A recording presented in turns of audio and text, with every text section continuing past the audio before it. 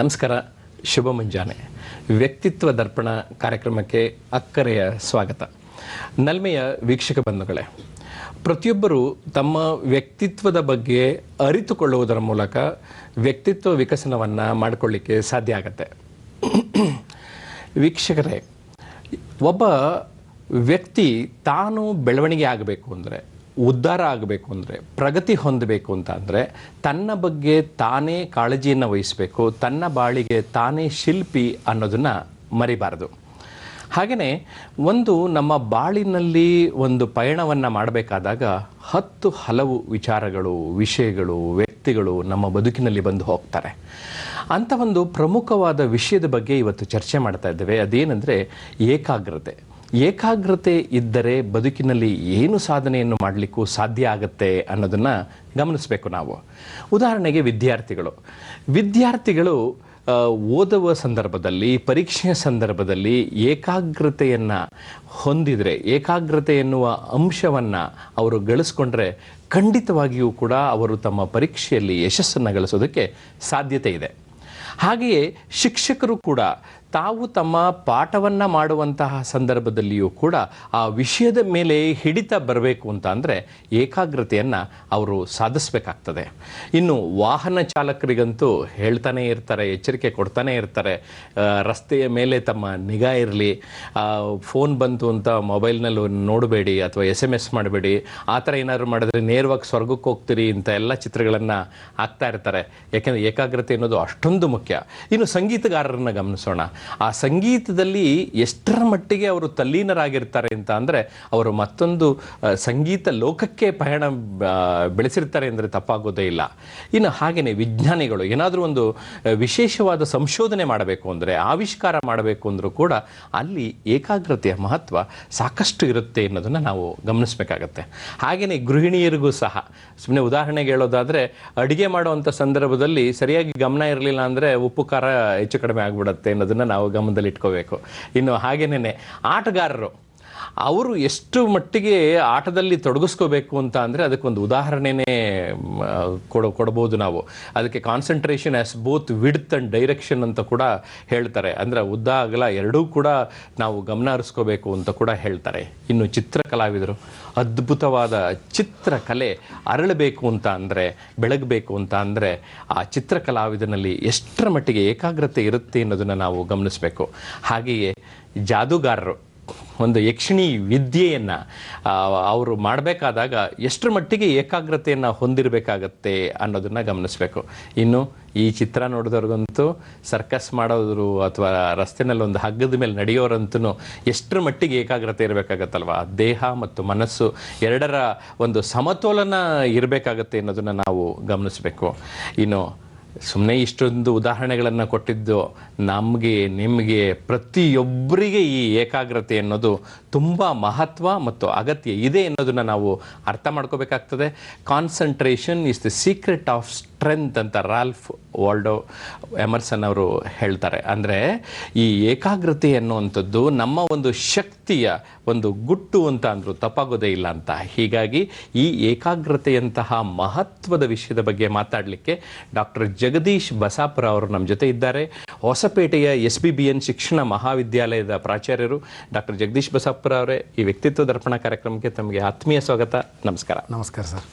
ವೀಕ್ಷಕರೇ, ನೀವು ಕರೆ ಮಾಡ್ತಾ ಇರುವಂಥ ಸಂದರ್ಭದಲ್ಲಿ ನಿಮ್ಮ TV ವಾಲ್ಯೂಮನ್ನು ಸಂಪೂರ್ಣವಾಗಿ ಕಡಿಮೆ ಮಾಡಿ ದೂರವಾಣಿಯಲ್ಲೇ ಮಾತನಾಡಿ, ದೂರವಾಣಿಯಲ್ಲೇ ಕೇಳಿಸ್ಕೊಳ್ಬೇಕು ಅಂತ ವಿನಂತಿ ಮಾಡ್ತೇನೆ. ಹಾಗೆಯೇ ವಿಷಯ ಏಕಾಗ್ರತೆ ವಿಷಯದ ಬಗ್ಗೆ ಮಾತ್ರ ತಮ್ಮ ಪ್ರಶ್ನೆಗಳಿರಲಿ. ನಿಮ್ಮ ಪ್ರಶ್ನೆಗಳು ನೇರವಾಗಿರಲಿ, ಸರಳವಾಗಿರಲಿ ಹಾಗೂ ಸಂಕ್ಷಿಪ್ತವಾಗಿರಲಿ. ಡಾಕ್ಟರ್ ಜಗದೀಶ್ ಬಸಾಪುರ ಅವರೇ, ಈ ಏಕಾಗ್ರತೆ ಅನ್ನುವಂಥದ್ದು ನಾನು ಈಗಾಗಲೇ ಹೇಳಿದಾಗೆ ಎಲ್ಲರಿಗೂ ಬೇಕಾಗಿರೋದು. ಖಂಡಿತ. ನಾವು ಕೇವಲ ವಿದ್ಯಾರ್ಥಿಗಳಿಗೆ ಪರೀಕ್ಷೆ ಸಂದರ್ಭದಲ್ಲಿ ಬೇಕು ಅನ್ನೋದಲ್ಲ ಅಲ್ಲ ಸರ್. ಈ ಏಕಾಗ್ರತೆಯ ಮಹತ್ವದ ಬಗ್ಗೆ ಒಂದೆರಡು ಮಾತಾಡಿ ಸರ್. ಏಕಾಗ್ರತೆ ಅಂತ ಯಾರ ಹತ್ರ ಇರುತ್ತೋ ಅದು ಅವನ ಯಶಸ್ಸಿನ ಒಂದು ಕೀಲಿಕೈ ಆಗುತ್ತೆ ಸರ್. ಅದು ಯಾವುದೇ ಯಶಸ್ಸು ಆಗಬೇಕಾಗಿತ್ತು, ಸಾಧನೆ ಆಗಬೇಕಾಗಿತ್ತು ಅಂದರೆ ಏಕಾಗ್ರತೆ ಅತ್ಯಂತ ಜರೂರಾಗಿರುವಂಥ ಅಗತ್ಯವಾದಂಥ ಒಂದು ಶಕ್ತಿ ಆಗುತ್ತೆ ಆ ವ್ಯಕ್ತಿಗೆ. ಹಾಗಾಗಿ ಸ್ಮರಣ ಶಕ್ತಿಯ ಕೀಲಿಕೈ ಏಕಾಗ್ರತೆ ಅಂತ ಕೂಡ ಕರೀತಾರೆ. ವ್ಯಕ್ತಿತ್ವ ವಿಕಸನದಲ್ಲಿ ಏಕಾಗ್ರತೆ ಅತ್ಯಂತ ಹೆಚ್ಚಿನ ಪಾತ್ರವನ್ನು ವಹಿಸುತ್ತೆ. ಆಗುವಂಥ ಅವಘಡಗಳನ್ನು ತಪ್ಪಿಸುವಂಥ ಕೆಲಸವನ್ನು ಏಕಾಗ್ರತೆ ಮಾಡುತ್ತೆ. ಹಾಗಾಗಿ ಏಕಾಗ್ರತೆ ನಿದ್ದೆ ಅಂದರೆ ನೀ ಗೆದ್ದೆ ಅಂತ ಅನ್ನುವಂಥ ಗಾದೆ ಮಾತನ್ನು ಕೂಡ ನಾವು ಕೇಳ್ತೀವಿ ಸರ್. ತುಂಬಾ ಚೆನ್ನಾಗಿ ಹೇಳಿದ್ರಿ. ಅಂದ್ರೆ ಏಕಾಗ್ರತೆ ಇದ್ದೆ ಅಂದ್ರೆ ನೀ ಗೆದ್ದೆ ಅಂತ. ಈ ಏಕಾಗ್ರತೆ ವಿಷಯ ಬಂದಾಗ ಒಂದೊಂದ್ಸರಿ ಬೂತ್ ಕನ್ನಡಿ ಉದಾಹರಣೆಯನ್ನ ಕೊಡ್ತಾ ಇರ್ತೀವಿ. ಯಾಕೆ ಸರ್? ಈಗ ಸಾಮಾನ್ಯವಾಗಿ ಮನಸ್ಸು ಚಂಚಲವಾಗಿದೆ. ಆ ಕಡೆ ಈ ಕಡೆಗೆ ಅನೇಕ ಹರಿದೋಗ್ತದೆ. ಹರಿದೋಗಿರುವಂಥ ಚಂಚಲವಾಗಿರುವಂಥ ಮನಸ್ಸನ್ನ ಒಂದು ಕಡೆಗೆ ಒಗ್ಗೂಡಿಸಿಕೊಂಡು ಒಂದು ಕಡೆಗೆ ಬಿಟ್ಟಾಗ, ಈ ಸೂರ್ಯನ ಕಿರಣಗಳೆಲ್ಲ ಚದುರಿ ಹೋಗಿದೆ, ಅದು ಒಂದು ಕಡೆಗೆ ಬಿಟ್ಟಾಗ ಅದು ಬೂತ್ ಕನ್ನಡಿ ಏನು ಮಾಡುತ್ತೆ ಸರ್? ಹಾಳೆಯನ್ನು ಸುಡುತ್ತೆ ಅಥವಾ ವಸ್ತುವನ್ನು ಸುಡುತ್ತೆ. ಅಂತ ಶಕ್ತಿ ಅದಕ್ಕೆ ಬರುತ್ತೆ. ಹಾಗೆ ನಮ್ಮ ಮನಸ್ಸಿನ ಚಂಚಲಗಳೆಲ್ಲವನ್ನು ಸೇರಿಸ್ಕೊಂಡು ಒಂದು ಕಡೆಗೆ ಮಾಡಿ ನಾವು ಬಿಡೋದ್ರಿಂದ ನಮ್ಮಲ್ಲಿ ಒಂದು ಕೇಂದ್ರೀಕೃತವಾದ ಶಕ್ತಿ ನಿರ್ಮಾಣ ಆಗುತ್ತೆ. ಹಾಗಾಗಿ ಬೂತ್ ಕನ್ನಡಿ ಉದಾಹರಣೆನ ಸಾಮಾನ್ಯವಾಗಿ ಏಕಾಗ್ರತೆಯಲ್ಲಿ ತೆಗೆದುಕೊಳ್ತಾರೆ ಸರ್. ಹೌದು, ಒಂದು ಏಕಾಗ್ರತೆ ಇದ್ರೆ ನಾವು ಬದುಕಿನಲ್ಲಿ ಗೆದ್ವಿ ಅಂತ ಪದ ಹೇಳಿದ್ರಲ್ಲ, ತುಂಬಾ ಚೆನ್ನಾಗಿತ್ತು. ಅಂದ್ರೆ ಏಕ ಪ್ಲಸ್ ಅಗ್ರತೆ, ಅಂದ್ರೆ ಒಂದೇ ವಿಷಯದ ಕಡೆಗೆ ಹೆಚ್ಚು ಪ್ರಾಧಾನ್ಯತೆಯನ್ನ ಕೊಡುವಂಥದ್ದು, ಅಂದ್ರೆ ಒಂದಕ್ಕೆ ಆದ್ಯತೆಯನ್ನ ನೀಡುವಂಥದ್ದು ಮತ್ತು ಈ ಒಟ್ಟುಗೂಡಿಸೋದು ಅನ್ನುವಂತ ಅರ್ಥ ಬರ್ತದೆ. ಮತ್ತೆ ಒಟ್ಟಿಗೆ ಒಂದು ಕಡೆ ಸೇರಿಸುವಂತ ಬರುತ್ತೆ, ಕೇಂದ್ರೀಕರಿಸುವಂತ ಬರುತ್ತೆ, ಮತ್ತೆ ತೀವ್ರವಾಗು, ಈ ಎಲ್ಲ ಪದಗಳನ್ನು ಹೇಳಬಹುದು. ಅಂದ್ರೆ ಒಟ್ಟಾರೆಯಾಗಿ ಈ ಏಕಾಗ್ರತೆಯ ಪದದ ವಿಶೇಷತೆ ಏನು ಸರ್? ಏಕಾಗ್ರತೆ ಅಂತಂದ್ರೆ ಒಂದು ಸಾರಿಗೆ ಒಂದ್ರ ಬಗ್ಗೆ ಮಾತ್ರ ನಮ್ಮ ಸಂಪೂರ್ಣ ಅವಧಾನವನ್ನ ಕೇಂದ್ರೀಕರಿಸುವುದು. ಅಂದ್ರೆ ತೀವ್ರವಾದ ಅವಧಾನವನ್ನ ನಾವು ಏಕಾಗ್ರತೆ ಅಂತ ಹೇಳಿ ಕರಿತೀವಿ ಸರ್. ಸಾಮಾನ್ಯವಾಗಿ ಋಷಿಮುನಿಗಳನ್ನ ನೀವು ನೋಡಿದ್ರೆ ನೆನಪಾಗ್ತದೆ. ಅವ್ರಿಗೆ ಎಷ್ಟು ಏಕಾಗ್ರತೆ ಇತ್ತು ಅಂತಂದ್ರೆ ಅವ್ರಿಗೆ ಅದನ್ನ ಬಿಟ್ಟು ಇನ್ನೊಂದಿಲ್ಲ. ಒಂದು ಸಾರಿಗೆ ಅದ್ರ ಮೇಲೇ ಅತಿ ಹೆಚ್ಚಾಗಿ ತಮ್ಮ ಗಮನವನ್ನು ಕೇಂದ್ರೀಕರಿಸಿಬಿಡೋದು. ತೀವ್ರವಾದಂಥ ಗಮನವನ್ನು ಕೇಂದ್ರೀಕರಿಸೋದಕ್ಕೆ ನಾವು ಏಕಾಗ್ರತೆ ಅಂತ ಹೇಳಿ ಕರಿತೀವಿ ಸರ್. ನಾವು ಒಗ್ಗೂಡಿಸುವಿಕೆ ಅಂತ ಕರಿತೀವಿ. ಉದಾಹರಣೆಗೆ ನೀವು ಸೂಜಿ ಮನೆಯಲ್ಲಿ ನೀವು ದಾರವನ್ನು ಪೋಣಿಸ್ಬೇಕಾದಾಗ ಅದು ಹುರಿಯೆಲ್ಲ ಬಿಚ್ಚೋಗಿರ್ತದೆ. ಅದನ್ನ ನಾವು ನೀರಿನಿಂದ ಸ್ವಲ್ಪ ಅದ್ದಿ ಅದನ್ನು ಮತ್ತೆ ಉರಿಗೊಳಿಸ್ತೀವಿ. ಉರಿಗೊಳಿಸ ಒಂದು ಕಡೆಗೆ ಸೇರಿಸಿಕೊಳ್ಳೋದು ಅಂತ ಅರ್ಥ ಸರ್, ಕೇಂದ್ರೀಕರಿಸೋದು ಅಂತ. ಹೌದು, ಅಲೆಕ್ಸಾಂಡರ್ ಗ್ರಹಾಂ ಬೆಲ್ ಹೀಗೆ ಹೇಳ್ತಾರೆ, concentrate all your thoughts upon the work at hand, the sun's rays do not burn until brought to a focus ಅಂತ. ಖಂಡಿತ ಸರ್, ನೋಡಿ ಎಷ್ಟು ಚೆನ್ನಾಗಿ ಹೇಳಿದ್ದಾರೆ ನೋಡಿ ಸರ್. ನೀವು ಎಲ್ಲಾ ಶಕ್ತಿಯನ್ನು ಒಗ್ಗೂಡಿಸಿಕೊಳ್ಳದೇ ಇದ್ರೆ ನಿಮಗೆ ಯಾವುದೇ ಕಾರ್ಯ ಸಾಧನೆ ಮಾಡ್ಲಿಕ್ಕೆ ಸಾಧ್ಯನೇ ಇಲ್ಲ. ಹಾಗೆ ಸೂರ್ಯನಲ್ಲಂತ ಎಲ್ಲಾ ಶಕ್ತಿಗಳನ್ನ ಒಗ್ಗೂಡಿಸ್ಕೊಂಡಾಗ ಅದು ಹೇಗೆ ಒಂದು ಶಕ್ತಿಯನ್ನು ಪಡ್ಕೊಳ್ಳುತ್ತೋ ಹಾಗೆ ನಾವು ನಮ್ಮಲ್ಲಿರುವಂತ ಎಲ್ಲಾ ಚೈತನ್ಯಗಳನ್ನು ಒಗ್ಗೂಡಿಸ್ಕೊಳ್ಬೇಕು ಅನ್ನೋದು ಏಕಾಗ್ರತೆ. ಇದನ್ನ ಕನ್ನಡದಲ್ಲಿ ಹೇಳೋದಾದ್ರೆ ನಿಮ್ಮೆಲ್ಲ ಆಲೋಚನೆಗಳು ನೀವು ಕೈಗೊಂಡಿರುವ ಕಾರ್ಯ ಸಾಧನೆಯ ಬಗ್ಗೆ ಕೇಂದ್ರೀಕೃತವಾಗಿರಬೇಕು. ಹೇಗೆ ಸೂರ್ಯನ ಕಿರಣಗಳನ್ನು ಒಂದು ಬಿಂದುವಿನಲ್ಲಿ ಕೇಂದ್ರೀಕರಿಸಿದಾಗ ಅಲ್ಲಿ ಶಾಖ ಉತ್ಪತ್ತಿಯಾಗುತ್ತದೆಯೋ ಹಾಗೆಯೇ ನಮ್ಮ ಕಾರ್ಯ ಸಾಧಿಸುತ್ತದೆ. ಅಂದ್ರೆ ಎಷ್ಟು ಚೆನ್ನಾಗಿರುವಂತಹ ಒಂದು ಸಾಧನೆಯ ಕೀಲಿಕೆಯೇ ಏಕಾಗ್ರತೆ. ಅದನ್ನ ನಾವು ಅರ್ಥ ಮಾಡ್ಕೋಬೇಕಾಗ್ತದೆ. ಅಂದ್ರೆ ಯಾವ್ದಾದ್ರು ಒಂದು ಜೀವನದಲ್ಲಿ ಸಾಧನೆ ಮಾಡ್ಬೇಕಂತ ಅಂದ್ರೆ ಅಲ್ಲಿ ಏಕಾಗ್ರತೆಯ ಮಹತ್ವ ತುಂಬಾನೇ ಇದೆ ಅನ್ನುವಂಥದ್ದು. ನೋಡಿ ಸರ್, ಕೆಲವರು ಏನ್ ಮಾಡ್ತಾರೆ, ಏಕಾಗ್ರತೆ ಮಾಡ್ಕೊಳ್ಳಾರ್ದಾನೆ ಕೆಲಸದಿಂದ ಕೆಲಸ ಚೇಂಜ್ ಮಾಡ್ಕೊಂಡು ಹೋಗ್ತಾರೆ. ಒಂದು ಕೆಲಸದಲ್ಲಿ ಕೂಡ ಏಕಾಗ್ರತೆನ ಸಾಧಿಸೋದೇ ಇಲ್ಲ ಅವರು. ಹಾಗಾಗಿ ಅವರು ಸಾಧನೆ ಆಗೋದೇ ಇಲ್ಲ. ಅದಕ್ಕೆ ಅವ್ರು ಏನ್ ಕೆಲಸ ಮಾಡಿದ್ರು ಕೂಡ ಯಶಸ್ಸನ್ನ ಪಡೆಯೋದಕ್ಕೆ ಸಾಧ್ಯನೇ ಇಲ್ಲ ಸರ್. ಈ ಏಕಾಗ್ರತೆ ಅಂತ ಅಂದಾಗ ಅಲ್ಲಿ ಒಮ್ಮುಖತೆ ಅಂದ್ರೆ ಒಂದು ಕಡೆಗೆ ಚಿಮ್ಮುವಂಥದ್ದು, ಅದನ್ನ ವರ್ಣನೆ ಮಾಡಿ ಸರ್. ಒಮ್ಮುಖತೆ ಅಂದ್ರೆ ಈಗ ನಮ್ಮಲ್ಲಿ ಎಷ್ಟು ಶಕ್ತಿಗಳಿದಾವೆ ಅಂತಂದ್ರೆ ಸಾಕಷ್ಟು ಶಕ್ತಿಗಳಿದಾವೆ. 5 ಇಂದ್ರಿಯಗಳು ನಮ್ಮಲ್ಲಿದ್ದಾವೆ. 5 ಇಂದ್ರಿಯಗಳಿಗೆ ಅಭೂತವಾದಂಥ ಶಕ್ತಿ ಇದೆ. ಪಂಚೇಂದ್ರಿಯಗಳಂತ ನಾವು ಅದಕ್ಕೆ ಕರಿತೀವಿ. ಆ ಪಂಚೇಂದ್ರಿಯಗಳಿಗೆ ಅವನ್ನೆಲ್ಲವನ್ನು ಕೂಡ ಒಂದತ್ರ ತರೋದು, ಅದಕ್ಕೆ ಕೋಆರ್ಡಿನೇಷನ್ ಅಂತ ಕರೀತಾರೆ, ಸಮನ್ವಯಗೊಳಿಸೋದು ಅಂತ ಕರೀತಾರೆ ಸರ್. ಈ ಮನಸ್ಸಿಗೂ ದೇಹಕ್ಕೂ ಸಮನ್ವಯತೆ ಬಂದ್ರೆ ಅಲ್ಲಿ ಯೋಗ ಆಗಿದೆ ಅಂತ ಅರ್ಥ. ಯೋಗ ಅಂದ್ರೆ ಕೂಡಿಕೊಳ್ಳುವಿಕೆ ಅಂತ ಅರ್ಥ. ಕೂಡಿಕೊಳ್ಳುವಿಕೆ ಅಂದ್ರೆ ಮತ್ತೆ ಏಕಾಗ್ರತೆ ಅಂತ ಅರ್ಥವನ್ನೇ ಅದಕ್ಕೆ ಕೊಡ್ತಾ ಇದೆ ಸರ್. ಹಾಗೆ ಈ ಏಕಾಗ್ರತೆಯನ್ನ ತೀವ್ರತೆಗೂ ಕೂಡ ನಾವು ಹೋಲಿಸಬಹುದು. ಖಂಡಿತ ಸರ್. ನೀವು ಲೇಸರ್ ಲೈಟ್ ಅನ್ನ ನೋಡ್ಕೊಂಡ್ಬಿಟ್ರೆ ಏಕಾಗ್ರತೆ ತೀವ್ರವಾಗಿದೆ ಅಂತ ಅರ್ಥ ಆಗಿಬಿಡುತ್ತೆ ನಿಮಗೆ. ನೋಡಿ, laser light amplification by stimulated emission of radiation ಅಂತ ಕರೀತೀವಿ. ಉತ್ಸರ್ಜಿತ ಬೆಳಕಿನ ಕಿರಣ. ಎಲ್ಲ ಕಿರಣಗಳಿಗಿಂತ ಅದಕ್ಕೆ ಹೆಚ್ಚಿನ ಶಕ್ತಿ ಇದೆ. ಯಾಕೆ ಹೆಚ್ಚಿನ ಶಕ್ತಿ ಇದೆ ಅಂತಂದರೆ ಆ ಎಲ್ಲ ಕಿರಣಗಳನ್ನು ಅಲ್ಲಿ ಬಹಳ ಚೆನ್ನಾಗಿ ಒಂದಕ್ಕೊಂದನ್ನು ಸಮನ್ವಯ ಮಾಡಿಬಿಟ್ಟು ಒಂದು ಸ್ಟ್ರಾಂಗ್ ಆಗಿರೋಂಥ ಒಂದು ಬೀಮನ್ನು ಅಲ್ಲಿ ಬಿಟ್ಬಿಡ್ತಾರೆ. ಹಾಗಾಗಿ ಅದಕ್ಕೆ ತೀವ್ರತೆ, ಏಕಾಗ್ರತೆಗೆ ಯಾವತ್ತಿಗೆ ತೀವ್ರತೆ ಇರುತ್ತೆ. ಹಾಗಾಗಿ ವೇಗ ಇರೋದ್ರಿಂದ ನಾವು ಸುಲಭವಾಗಿ ಸಾಧನೆಯನ್ನು ಮಾಡಲಿಕ್ಕೆ ಸಾಧ್ಯ ಆಗುತ್ತೆ. ಆಮೇಲೆ ಅದಕ್ಕೆ ಒಮ್ಮುಖತೆ ಇದೆ. ಉದಾಹರಣೆಗೆ ನೀವು ಈ ಪೀನ ಮೊಸರ ನೋಡಿರ್ತೀರಿ, ಕಾನ್ವೆಕ್ಸ್ ಲೆನ್ಸ್ ಅಂತ ಕರಿತೀವಿ. ಅದರಿಂದ ಅನೇಕ ಬೆಳಕಿನ ಕಿರಣಗಳನ್ನ ಬಿಟ್ಟಾಗ ಅದು ಒಂದು ಕಡೆಗೆ ಬಂದು ಕೇಂದ್ರೀಕರಣ ಆಗುತ್ತೆ ಸರ್. ಅದು ಒಂದು ಕಡೆಗೆ ಇಮೇಜ್ ಫಾರ್ಮೇಷನ್ ಆಗುತ್ತೆ. ಹಾಗೆ ಏಕಾಗ್ರತೆಗೆ ಅಂಥದ್ದೊಂದು ಶಕ್ತಿ ಇದೆ, ಕೇಂದ್ರೀಕರಿಸುವಂಥ ಶಕ್ತಿ ಇದೆ. ಏಕಾಗ್ರತೆಗೆ ತೀವ್ರತೆ ಇದೆ ಸರ್. ತುಂಬ ಚೆನ್ನಾಗಿ ಹೇಳಿದ್ರಿ. ಇನ್ನು ಈ ಏಕಾಗ್ರತೆ ಸರಿಯಾಗಿರಬೇಕು ಅಂದರೆ ಅಲ್ಲಿ ಹೊಯ್ದಾಟ ಇರಬಾರ್ದು. ಖಂಡಿತ ಸರ್. ಆ ಹೊಯ್ದಾಟವಿಲ್ಲದಿರುವಿಕೆ ಎಷ್ಟು ಮಹತ್ವದ್ದು ಅಂತೀರ ತಾವು? ಸರ್ ಅದೇ ಈಗ ವೈದಾಟದಿಂದ ಏನಾಗುತ್ತೆ ಸರ್, ಕೆಲಸದಿಂದ ಕೆಲಸಕ್ಕೆ ನಾವು ಬದಲಾವಣೆ ಮಾಡ್ಕೊಂಡು ಹೋಗ್ತೀವಿ ಅಷ್ಟೇ ವಿನಃ ಯಾವ ಕೆಲಸದಲ್ಲಿ ಏನೂ ಸಾಧನೆ ಮಾಡಲಿಕ್ಕೆ ಸಾಧ್ಯನೇ ಆಗೋದಿಲ್ಲ. ಅದರಿಂದ ಅನೇಕ ಅವಘಡಗಳಾಗ್ತವೆ, ಅಪಾಯ ಆಗುತ್ತೆ, ಸಾಧನೆಯನ್ನು ಮುಟ್ಲಿಕ್ಕೆ ಆಗೋದೇ ಇಲ್ಲ, ನಿರಾಶೆ ಆಗುತ್ತೆ, ನಿರಾಸಕ್ತಿ ಆಗುತ್ತೆ, ಅಯ್ಯೋ ನಾನು ಇನ್ನೇನು ಕೆಲಸ ಮಾಡೋದೇ ಬೇಡಪ್ಪ ಅಂತ ಅನಿಸ್ಬಿಡುತ್ತೆ. ಹಾಗಾಗಿ ವೈದಾಟವಿಲ್ಲದಿರುವಿಕೆ ಅಂತ ನಿಮ್ಮ ಮನಸ್ಸನ್ನು ನೋಡ್ಕೊಂಡ್ಬಿಟ್ರೆ ಅಂದರೆ ನೀವು ಏಕಾಗ್ರತೆನ ಸಾಧಿಸಿದ್ರಿ ಅಂತಲೇ ಅರ್ಥ. ಹೌದು. ಅಲ್ಲಂದ್ರೆ ಈಗ ಉದಾಹರಣೆಗೆ ಚಿತ್ರದಲ್ಲಿ ಒಂದು ದೀಪ ಬೆಳಗ್ತಾ ಇದೆ, ಅಲ್ಲಿ ಗಾಳಿಗೆ ಆ ಕಡೆ ಈ ಕಡೆ ಹೊಯ್ದಾಡ್ತಾ ಇದೆ, ಆ ತರ ಹೊಯ್ದಾಡಬಾರ್ದು. ಆದ್ರೆ ಒಂದು ಎಣ್ಣೆ ಬಗ್ಗಿಸ್ಬೇಕಾದ್ರೆ ಏನಾಗ್ತಾ ಇದೆ, ಅದು ಒಂದೇ ಕಡೆಗೆ ಬರ್ತಾ ಇದೆ ನೋಡಿ ಸರ್. ಯಾಕಂದ್ರೆ ಅದಕ್ಕೆ ಸ್ನಿಗ್ಧತೆ ಇದೆ, ಅಂಟಿಕೊಳ್ಳುವ ಗುಣ ಇದೆ ಅಂತ ಕರಿತೀವಿ ಸರ್. ಅದಕ್ಕೆ ಸ್ನಿಗ್ಧತೆ ಇದೆ, ಅಂದ್ರೆ ಹೊಯ್ದಾಟ ಬೇಡ, ಸ್ನಿಗ್ಧತೆ ಇರಲಿ. ನಿಮ್ಮ ಕೆಲಸಕ್ಕೆ ನೀವು ಅಂಟಿಕೊಳ್ಳಿ, ನಿಮ್ಮ ಕೆಲಸಕ್ಕೆ ನೀವು ಅಂಟಿಕೊಂಡ್ರೆ ಏನ್ ಕೆಲಸ ಮಾಡ್ತಿರೋ ಅದ್ರೊಳಗಡೆ ಇನ್ವಾಲ್ವ್ಮೆಂಟ್ ಒಳಗೊಳ್ಬೇಕು ಅಂತ. ಈಗ ಸಾಮಾನ್ಯವಾಗಿ ನಮ್ಮ ಜೀವನದೊಳಗೆ ಹೊಯ್ದಾಟ ಸಹಜವಾಗಿರ್ತದೆ ಸರ್. ಯಾಕಂದ್ರೆ ನಾವು ಸಾಮಾಜಿಕ ಜೀವನದಲ್ಲಿ ಇದ್ದಾಗ ಇದನ್ನ ಮಾಡ್ಬೇಕು, ಅದನ್ನ ಮಾಡ್ಬೇಕು, ಅದನ್ನ ಮಾಡಲ್ಲ, ಇದನ್ನ ಗೊಂದಲ ಸಹಜವಾಗಿ ನೋಡಿ ಸರ್. ಒಂದು ಗಾಳಿಗೆ ಇಟ್ಟಂತ ದೀಪದಲ್ಲಿ ಆ ಗಾಳಿಯಿಂದಾಗಿ ಅಷ್ಟು ಹೊಯ್ದಾಟ ಇದೆ. ಹಾಗೆ ನಮ್ಮ ಮನಸ್ಸಿನ ಹೊಯ್ದಾಟ ಆಗುತ್ತೆ. ಯಾರೋ ಬಂದು ಏನೋ ಹೇಳ್ತಾನೆ, ಅದನ್ನ ಮಾಡ್ಬೇಕು, ಇದನ್ನ ಮಾಡ್ಬೇಕು, ಯಾವ ಕಡೆಗೇನೂ ಏಕಾಗ್ರತೆ ಮಾಡ್ಲಿಕ್ಕೆ ಆಗಲ್ಲ. ಹಾಗಾಗಿ ನಾನು ಏನ್ ಮಾಡ್ಬೇಕು ಅನ್ನೋದನ್ನ ನಿರ್ಧಾರ ಮಾಡ್ಬೇಕು ಸರ್. ನಮ್ಮಲ್ಲಿ ಆ ಸ್ನಿಗ್ಧತೆ ಬೇಕು, ಅಂಟಿಕೊಳ್ಳುವ ಗುಣ ಬೇಕು. ಕೆಲಸಕ್ಕೆ ಅಂಟಿಕೊಳ್ಳುವ ಗುಣ ಇದ್ದಾಗ ಅದು ನಿಮ್ಮನ್ನ ಕೆಲಸ ಸಾಧನೆ ಕಡೆಗೆ ತೆಗೆದುಕೊಂಡು ಹೋಗೋಕೆ ಸಾಧ್ಯತೆ ಇದೆ ಸರ್. ಹೌದು. ಅಂದ್ರೆ ನಮಗೆ ಹಲವಾರು ಪ್ರಜ್ಞೆಗಳಿದೆ ಅಂತ ಹೇಳ್ತೇವೆ. ಈ ಪ್ರಜ್ಞೆಯ ಕೇಂದ್ರೀಕರಣವೇ ಏಕಾಗ್ರತೆ ಅಂತಾನೂ ಕೂಡ ಹೇಳ್ತಾರೆ. ಖಂಡಿತ ಸರ್. ಅಂದ್ರೆ ನಮ್ಮಲ್ಲಿ ಈಗ ನೋಡಿ ಸರ್, ನಮಗೆ ಸ್ಪರ್ಶ ಜ್ಞಾನ ಇದೆ, ಅದೊಂದು ಪ್ರಜ್ಞೆ ಇದೆ. ನಾಲ್ಗೆಗೆ ರುಚಿ ನೋಡುವಂತ ಒಂದು ಶಕ್ತಿ ಇದೆ, ಅದಕ್ಕೊಂದು ಪ್ರಜ್ಞೆ ಇದೆ.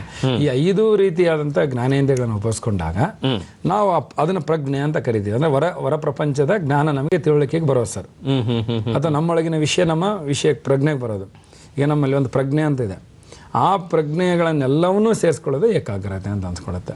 ಇನ್ನು ಕೆಲವು ಸರಿ ಏನಾಗುತ್ತೆ ಗೊತ್ತೇನು ಸರ್, ಆ ಪ್ರಜ್ಞೆ ಮತ್ತೆ ಉಪಪ್ರಜ್ಞೆಗೆ ಏಕಾಗ್ರತೆ ಅಂತ ತೆಗೆದುಕೊಂಡು ಹೋಗ್ಬಿಡ್ತದೆ. ಅದು ಎಲ್ರಿಗೂ ಸಾಧ್ಯ ಆಗಲ್ಲ. ಅಂದರೆ ಅವನಿಗೆ ಒಳಮುಖ ಒಂದು ಏಕಾಗ್ರತೆ ನಿರ್ಮಾಣ ಆಗುತ್ತೆ ಅವನಿಗೆ. ಅಂದರೆ ತನ್ನ ಪ್ರಜ್ಞೆಗಳನ್ನೆಲ್ಲ ಸೇರಿಸ್ಕೊಂಡು ಅವನು ಒಳಮುಖವಾಗಿ ಚಿಂತನೆ ಮಾಡ್ತಾನೆ. ಹಾಗಾಗಿ ಅಲ್ಲೊಂದು ಉಪಪ್ರಜ್ಞೆ, ಮತ್ತೊಂದು ಸುಪ್ತ ಪ್ರಜ್ಞೆ ಅಂತ ಕರಿತೀವಿ. ಅಲ್ಲಿ ಹೋಗಿ ಕೆಲವು ಸರಿ ನಮ್ಮ ಏಕಾಗ್ರತೆ ಸ್ಟೋರ್ ಆಗುತ್ತೆ ಸರ್. ಆ ಸುಪ್ತ ಪ್ರಜ್ಞೆಯಲ್ಲಿ ಸ್ಟೋರ್ ಆಗಿರುತ್ತೆ ಏಕಾಗ್ರತೆ. ಎಲ್ಲಿ ಕಾಣಿಸ್ಕೊಳ್ಳುತ್ತೆ ಅಂದರೆ ಕನಸಿನಲ್ಲಿ ಮತ್ತೆ ಕಾಣಿಸ್ಕೊಳ್ಳುತ್ತೆ ಸರ್ ಅದು. ಹಾಗಾಗಿ ಕೆಲವರಿಗೆ ಈ ಕೆಲವು ವಿಜ್ಞಾನಿಗಳು ನೋಡಿ ಸರ್, ಸಂಶೋಧನೆ ಮಾಡ್ಬೇಕಂತ ಹೇಳಿ ತೀವ್ರವಾದ ತುಡಿತಾ ಇರುತ್ತೆ ಅವರಿಗೆ. ಅವರು ತಮ್ಮ ಪ್ರಜ್ಞೆಯನ್ನು ಒಳಮುಖ ಮಾಡ್ಕೊಂಡ್ಬಿಡ್ತಾರೆ ಸರ್. ಆ ಒಳಮುಖ ಮಾಡ್ಕೊಂಡಾಗ ಅವ್ರು ಅನೇಕ ಸಾರಿ ಕನಸಿನಲ್ಲಿ ತಮ್ಮ ಸಂಶೋಧನೆನ ಮತ್ತೊಮ್ಮೆ ರಿಪೀಟ್ ಮಾಡುವಂಥದ್ದು ಕೂಡ ಅವ್ರಿಗೆ ಅನುಭವ ಆಗ್ತದೆ. ಖಂಡಿತ. ಒಂದು ಕರೆ ನೋಡೋಣ.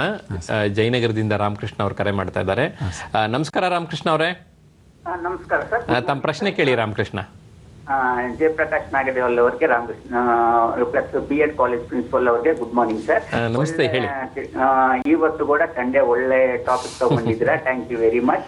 ಹೇಳಿ ಸರ್. ಒಂದು ಸ್ಟೂಡೆಂಟ್ಸ್ ಇರ್ಲಿ, ಪೇರೆಂಟ್ಸ್ ಇರ್ಲಿ, ಎಂಪ್ಲಾಯೀಸ್ ಇರ್ಲಿ, ಏಕಾಗ್ರತೆ ಮಾಡುತ್ತಾ ಫಸ್ಟ್ ನಾನ್ ಏನ್ ತಿಳ್ಕೊಂಡಿದ್ರೆ ಪ್ರಶಾಂತತೆ ಬರ್ಬೇಕಂದ್ರೆ ಕೋಪ ಕಮ್ಮಿ ಮಾಡ್ಕೋಬೇಕು, ಸಿಟ್ಟು ಕಮ್ಮಿ ಮಾಡ್ಕೋಬೇಕು. ಈ 3 ರಿಲೇಟ್ ಮಾಡಿ ಸ್ವಲ್ಪ ಸ್ಟೂಡೆಂಟ್ಸ್ಗೆ ಅವರಿಗೆ ಅಡ್ವೈಸ್ ಮಾಡಿ ಸರ್. ರಾಮಕೃಷ್ಣ ಅವರು ತುಂಬಾ ಚೆನ್ನಾಗಿ ಹೇಳಿದ್ರು. ಅಂದ್ರೆ ನಮ್ಮ ಮನಸ್ಸು ಪ್ರಶಾಂತವಾಗಿದ್ರೆ, ಕೋಪ ಬರದೇ ಇದ್ರೆ ಅಲ್ಲೆಲ್ಲೋ ಏಕಾಗ್ರತೆ ಬರುತ್ತೆ ಅಂತ ಏನ್ ಹೇಳ್ತಾರೆ. ಒಂದು ಕೊಳದ ಉದಾಹರಣೆ ತಗೋಣ ಸರ್. ಕೊಳ ಅಂದ್ರೆ ಪೂಲ್ ಗೊತ್ತಾಗತ್ತಲ್ಲ ಸರ್. ಆ ಪೂಲ್ ಎಷ್ಟು ಪ್ರಶಾಂತವಾಗಿರ್ತದೆ ಸರ್. ಹೌದು. ಅದು ನೋಡ್ಲಿಕ್ಕೆ ಎಷ್ಟು ಪ್ರಶಾಂತವಾಗಿರ್ತದೆ. ಅಲ್ಲಿ ಒಂದು ಕಲ್ಲು ಹಾಕಿದ್ರೆ ಅಲೆ ಅಲೆ ಅಲೆ ಅಲೆ ಆಗಿ ಹೊರಗಡೆ ಬಂದ್ಬಿಡುತ್ತೆ ಸರ್. ಹಾಗಾಗಿ ಪ್ರಶಾಂತತೆ ಇಲ್ಲದೇ ಇರುವಿಕೆ ಏಕಾಗ್ರತೆಯ ಭಂಗಕ್ಕೆ ಕಾರಣ ಆಗುತ್ತೆ. ಸೊ ಏಕಾಗ್ರತೆ ಇರಬೇಕಂದ್ರೆ ಪ್ರಶಾಂತತೆನ ನೆಲೆಗೊಳಿಸ್ಕೊಳ್ಬೇಕು. ಪ್ರಶಾಂತತೆ ನೆಲೆಗೊಳಿಸ್ಕೊಳ್ಳೋದು ಹೇಗೆ? ಬೇಕುಗಳಿಗೆ ಬ್ರೇಕ್ ಹಾಕುವುದು. ಸಾಮಾನ್ಯವಾಗಿ ನಮ್ಮಲ್ಲಿ ಯಾಕೆ ಅಲೋಲ ಸ್ಥಿತಿ ನಿರ್ಮಾಣ ಆಗುತ್ತೆ, ದ್ವಂದ್ವ ಸ್ವಭಾವ ನಿರ್ಮಾಣ ಆಗುತ್ತೆ? ಅನೇಕ ಬೇಕುಗಳ ಪಟ್ಟಿ ಮಾಡ್ಕೊಳ್ತೀವಿ ಸರ್. ಆ ಬೇಕುಗಳಿಗೋಸ್ಕರ ಹೋರಾಡ್ತೀವಿ. ಆ ಬೇಕುಗಳು ಇಲ್ಲ ಅಂತಲ್ಲ, ಬೇಕೆ. ಆದ್ರೆ ಬೇಕುಗಳಿಗೆ ಅಗತ್ಯ ಬೇಕುಗಳು ಯಾವುವು ಅಂತ ಹೇಳಿ ಸ್ವಲ್ಪ ಸೆಲೆಕ್ಟ್ ಮಾಡ್ಕೊಂಡ್ರೆ ಪ್ರಶಾಂತತೆ ಸಹಜವಾಗಿ ನಿರ್ಮಾಣ. ತುಂಬಾ ಚೆನ್ನಾಗಿ ಹೇಳಿದ್ರಿ. ಮತ್ತೊಂದು ಕರೆ ನೋಡೋಣ. ಹೂವಿನ ಅಡಗಲಿಯಿಂದ ನಾಗಭೂಷಣ್ ಅವರು ಕರೆ ಮಾಡ್ತಾ ಇದ್ದಾರೆ. ನಮಸ್ಕಾರ ನಾಗಭೂಷಣ್ ಅವರೇ. ನಮಸ್ತೆ. ನಮಸ್ತೆ ಸರ್. ನಾನು ಬಳ್ಳಾರಿ ಜಿಲ್ಲೆ ಹೂವಿನಡಗಲಿ ನಾಗಭೂಷಣ್ ಅಂತ ಹೇಳಿ. ಹೇಳಿ, ತಮ್ಮ ಪ್ರಶ್ನೆ ಕೇಳಿ. ನನ್ನ ಪ್ರಶ್ನೆ ನೇರವಾಗಿ ಜಗದೀಶ್ ಅವರಿಗೆ ಕೇಳ್ತಾ ಇದ್ದೀನಿ. ಕೇಳಿ ಸರ್. ಜಗದೀಶ್ ಅವರೇ ನಮಸ್ಕಾರ. ನಮಸ್ಕಾರ ಸರ್. ನೀವು ಕೆಲಸ ಮಾಡುವಂತ ಮಹಾವಿದ್ಯಾಲಯದ ಪಕ್ಕದಲ್ಲೇ ನಾನು ತಾಂತ್ರಿಕ ಮಹಾವಿದ್ಯಾಲಯದ ಕೆಲಸ ಮಾಡ್ತಾ ಇದ್ದೀನಿ. ಒಳ್ಳೆ ಸ್ವಾಮಿ ಸರ್, ಹೇಳ್ರಿ. ಹೇಳಿಲ್ಲ ಸರ್, ಏಕಾಗ್ರತೆ ಯಾವಾಗ ಬರ್ತದೆ ಸರ್? ಏಕಾಗ್ರತೆ ಒಂದು ಕೆಲಸದ ಬಗ್ಗೆ ಅತಿಯಾದಂಥ ಆಸಕ್ತಿ ಇದ್ದಾಗ, ತುಡಿತಾ ಇದ್ದಾಗ, ಅದನ್ನು ಮಾಡಲೇಬೇಕು ಅನ್ನುವಂಥ ಹಂಬಲ, ಬಲ, ಛಲ, ಬಲಗಳಿದ್ದಾಗ ಏಕಾಗ್ರತೆ ನಿರ್ಮಾಣ ಆಗುತ್ತೆ. ಅದ್ರ ಜೊತೆಗೆ ನಾವು ಅನೇಕ ವಿಧಾನಗಳನ್ನು ಕೂಡ ನಾವು ಬಳಸ್ಕೊಳ್ಬೋದು ಸರ್ ಏಕಾಗ್ರತೆನ ರೂಢಿಸ್ಕೊಳ್ಳೋದಕ್ಕೆ. ಈಗ ನಾವು ಧ್ಯಾನವನ್ನು ಬಳಸ್ಕೊಳ್ತೀವಿ ಸಾಮಾನ್ಯವಾಗಿ. ಆಮೇಲೆ ಬೆಳಗಿನ ವೇಳೆಯಲ್ಲಿ ನಾವು ವಾಯುವಿಹಾರಕ್ಕೆ ಹೋಗುವಂಥದ್ದು ಕೂಡ ಒಂದು ಏಕಾಗ್ರತೆಗೆ ನಮಗೆ ಕಾರಣ ಆಗುತ್ತೆ. ಆಮೇಲೆ ಸಾಧನೆ ಮಾಡಿದಂಥವ್ರನ್ನ ನೋಡಿದಾಗ, ಅವ್ರನ್ನ ಅವಲೋಕಿಸಿದಾಗ, ನಾನು ಆ ರೀತಿ ಸಾಧನೆಯನ್ನು ಮಾಡಬೇಕಲ್ಲ ಅಂತಂದಾಗ ಅದು ಪರೋಕ್ಷವಾಗಿ ನಮಗೆ ಏಕಾಗ್ರತೆಯನ್ನು ನಿರ್ಮಾಣ ಮಾಡಲಿಕ್ಕೆ ಕೂಡ ಸಾಧ್ಯ ಆಗುತ್ತೆ. ಆಮೇಲೆ ಏಕಾಗ್ರತೆ ಬರಬೇಕಂತಂದರೆ ಒಂದು ಕೆಲಸದ ಬಗ್ಗೆ ಶ್ರದ್ಧೆ ಬಹಳ ಮುಖ್ಯ ಸರ್. ಆಮೇಲೆ ಆ ಕೆಲಸ ಏನು ಅಂತ ಅರ್ಥ ಆಗಬೇಕು ನಮಗೆ, ಮತ್ತು ಅವಶ್ಯಕತೆ ಕೂಡ ಬೇಕು. ಯಾಕೆಂದರೆ ನೋಡಿ, ಒಂದು ಮಗುಗೆ ಒಂದು ಆಟಿಕೆ ಬಗ್ಗೆ ಎಷ್ಟು ಏಕಾಗ್ರತೆ ಇರುತ್ತಂದರೆ ಆ ಆಟಿಕೆ ಆ ಮಗುಗೆ ಅತ್ಯಂತ ಅವಶ್ಯಕ, ಅದು ಬೇಕು ಅನ್ನುವಂಥ ತುಡಿತಾ ಇರೋದ್ರಿಂದ ಆ ಮಗುಗೆ ಅಲ್ಲಿ ಒಂದು ಏಕಾಗ್ರತೆ ನಿರ್ಮಾಣ ಆಗುತ್ತೆ. ಆಮೇಲೆ ಕೆಲವು ಸರಿ ನಾವು ಮಾಡುವಂಥ ಕೆಲಸ, ಯಾವ ಕೆಲಸ ಮಾಡ್ತಾ ಇದ್ದೀವಿ, ಆ ಕೆಲಸದ ವೃತ್ತಿ ಏನು ಮಾಡ್ತಾ ಇದ್ದೀವಿ, ಆ ಆಧಾರದಲ್ಲಿ ಕೂಡ ಕೆಲವು ಸರಿ ಏಕಾಗ್ರತೆ ಸೆಲೆಕ್ಷನ್ ಆಗ್ತಾ ಹೋಗುತ್ತೆ, ಆಯ್ಕೆ ಆಗ್ತಾ ಹೋಗುತ್ತೆ. ಹೌದು. ಹಾಗಾಗಿ ಏಕಾಗ್ರತೆಗೆ ನಾವು ಬಹಳಷ್ಟು ಪ್ರಯತ್ನಗಳನ್ನು ಮಾಡ್ಬೋದು. ಮನಸ್ಸನ್ನು ಪ್ರಶಾಂತವಾಗಿ ಇಟ್ಕೊಳ್ಳುವಂಥದ್ದಾಗಿರಲಿ, ಧ್ಯಾನ ರೂಢಿಸ್ಕೊಳ್ಳುವಂಥದ್ದಾಗಿರಲಿ, ವಾಯುವಿಹಾರಕ್ಕೆ ಹೋಗುವಂಥದ್ದಾಗಿರಲಿ, ಇವೆಲ್ಲವೂ ನಾವು ಏಕಾಗ್ರತೆ. ಮತ್ತೊಂದು ಕರೆ ನೋಡೋಣ. ಜಮಖಂಡಿಯಿಂದ ಭೀಮೇಶ್ ಅವರು ಕರೆ ಮಾಡ್ತಾ ಇದ್ದಾರೆ. ಭೀಮೇಶ್ ಅವರೇ ನಮಸ್ಕಾರ. ಸರ್ ನಮಸ್ಕಾರ. ನಾವು ಜಮಖಂಡಿಯಿಂದ ಭೀಮೇಶ್ ಬಾಳಪ್ಗೋಳ್ ಅಂತ ಹೇಳಿ, ತಮ್ಮ ಪ್ರಶ್ನೆ ಕೇಳಿ. ಈಗ ನಾವು ಕೆಲವೊಮ್ಮೆ ಯೋಗ ಮಾಡಬೇಕಾದ್ರೆ ಮನಸ್ಸು ಚಂಚಲ ಆಗ್ತದೆ, ಕೆಲವೊಂದು ವ್ಯವಹಾರ ಕಡೆ ಹರಿದು ಹೋಗ್ತಾ ಇರ್ತದೆ. ಇದಕ್ಕೆ ಆಹಾರನೂ ಮುಖ್ಯ ಕಾರಣ ಆಗ್ತದ ಅಂತ ಹೇಳಿ ಅನಿಸ್ತ. ನಾವು ತೆಗೆದುಕೊಳ್ಳುವಂತ ಆಹಾರದಲ್ಲಿ ಉಪ್ಪು, ಹುಳಿ, ಖಾರ ಈ ರೀತಿ ಆಹಾರಗಳನ್ನ ಸೇವನೆ ಮಾಡೋದ್ರಿಂದ ಕೂಡ ಮನಸ್ಸು ವಿಕೃತವಾಗ್ತದ ಅಂತ ಹೇಳಿ ನನ್ನ ಪ್ರಶ್ನೆ ಸರ್. ಹೌದು, ಅಂದ್ರೆ ಆಹಾರ ಎಷ್ಟರ ಮಟ್ಟಿಗೆ ಕಾರಣ ಆಗ್ತದೆ ಅಂತ ಆದ್ದರಿಂದ ಹೇಳ್ತಾರೆ. ನಮ್ಮ ಭಾರತೀಯ ಸಂಪ್ರದಾಯ ಏನು ಹೇಳ್ತಾ ಅಂತ ಸರ್, ಸಾತ್ವಿಕವಾದಂಥ ಆಹಾರ ಅಂದರೆ ಆದಷ್ಟು ನಮ್ಮನ್ನ ಮನಸ್ಸನ್ನ ವಿಕೃತಗೊಳಿಸುವಂಥ ಅಥವಾ ಉದ್ದೀಪಗೊಳಿಸುವಂಥ ಆಹಾರವನ್ನು ಸೇರಿಸೋದಕ್ಕಿಂತನೂ ಸ್ವಲ್ಪ ಸಾತ್ವಿಕವಾದಂಥ ಆಹಾರ. ಹಾಗಾಗಿ ಪರೀಕ್ಷೆಗೆ ಹೋಗೋದಕ್ಕಿಂತ ಮುಂಚಿತವಾಗಿ ಮಕ್ಕಳಿಗೆ ಹೇಳ್ತೇವೆ ಸರ್, ಕಡಿಮೆ ಆಹಾರವನ್ನು ತೆಗೆದುಕೊಳ್ಳಿ. ಇವತ್ತು ಬೆಳಿಗ್ಗೆ ಹೋಗ್ತಾ ಇದ್ರೆ ಅಂದರೆ ಕಡಿಮೆ ಆಹಾರ ತೆಗೆದುಕೊಳ್ಳಿ, ಕ್ಷಾರ ಇರೋದು ಬೇಡ, ಉಪ್ಪು ಇರೋದು ಕಡಿಮೆ ಮಾಡಿ, ಹುಳಿ ಇರೋದು ಕಡಿಮೆ ಮಾಡಿ. ಯಾಕಂದರೆ ಅದು ನಮ್ಮ ಮನಸ್ಸನ್ನು ಉದ್ದೀಪನಗೊಳಿಸುವಂಥ ಸಾಧ್ಯತೆ ಅಲಗಳಿಲಿಕ್ಕೆ ಸಾಧ್ಯ ಇಲ್ಲ. ಹಾಗಾಗಿ ಸಾತ್ವಿಕ ಆಹಾರ ಮಾಡೋದ್ರಿಂದ ನಮ್ಮ ಶಕ್ತಿ ವೃದ್ಧಿ ಆಗುತ್ತೆ ಸರ್.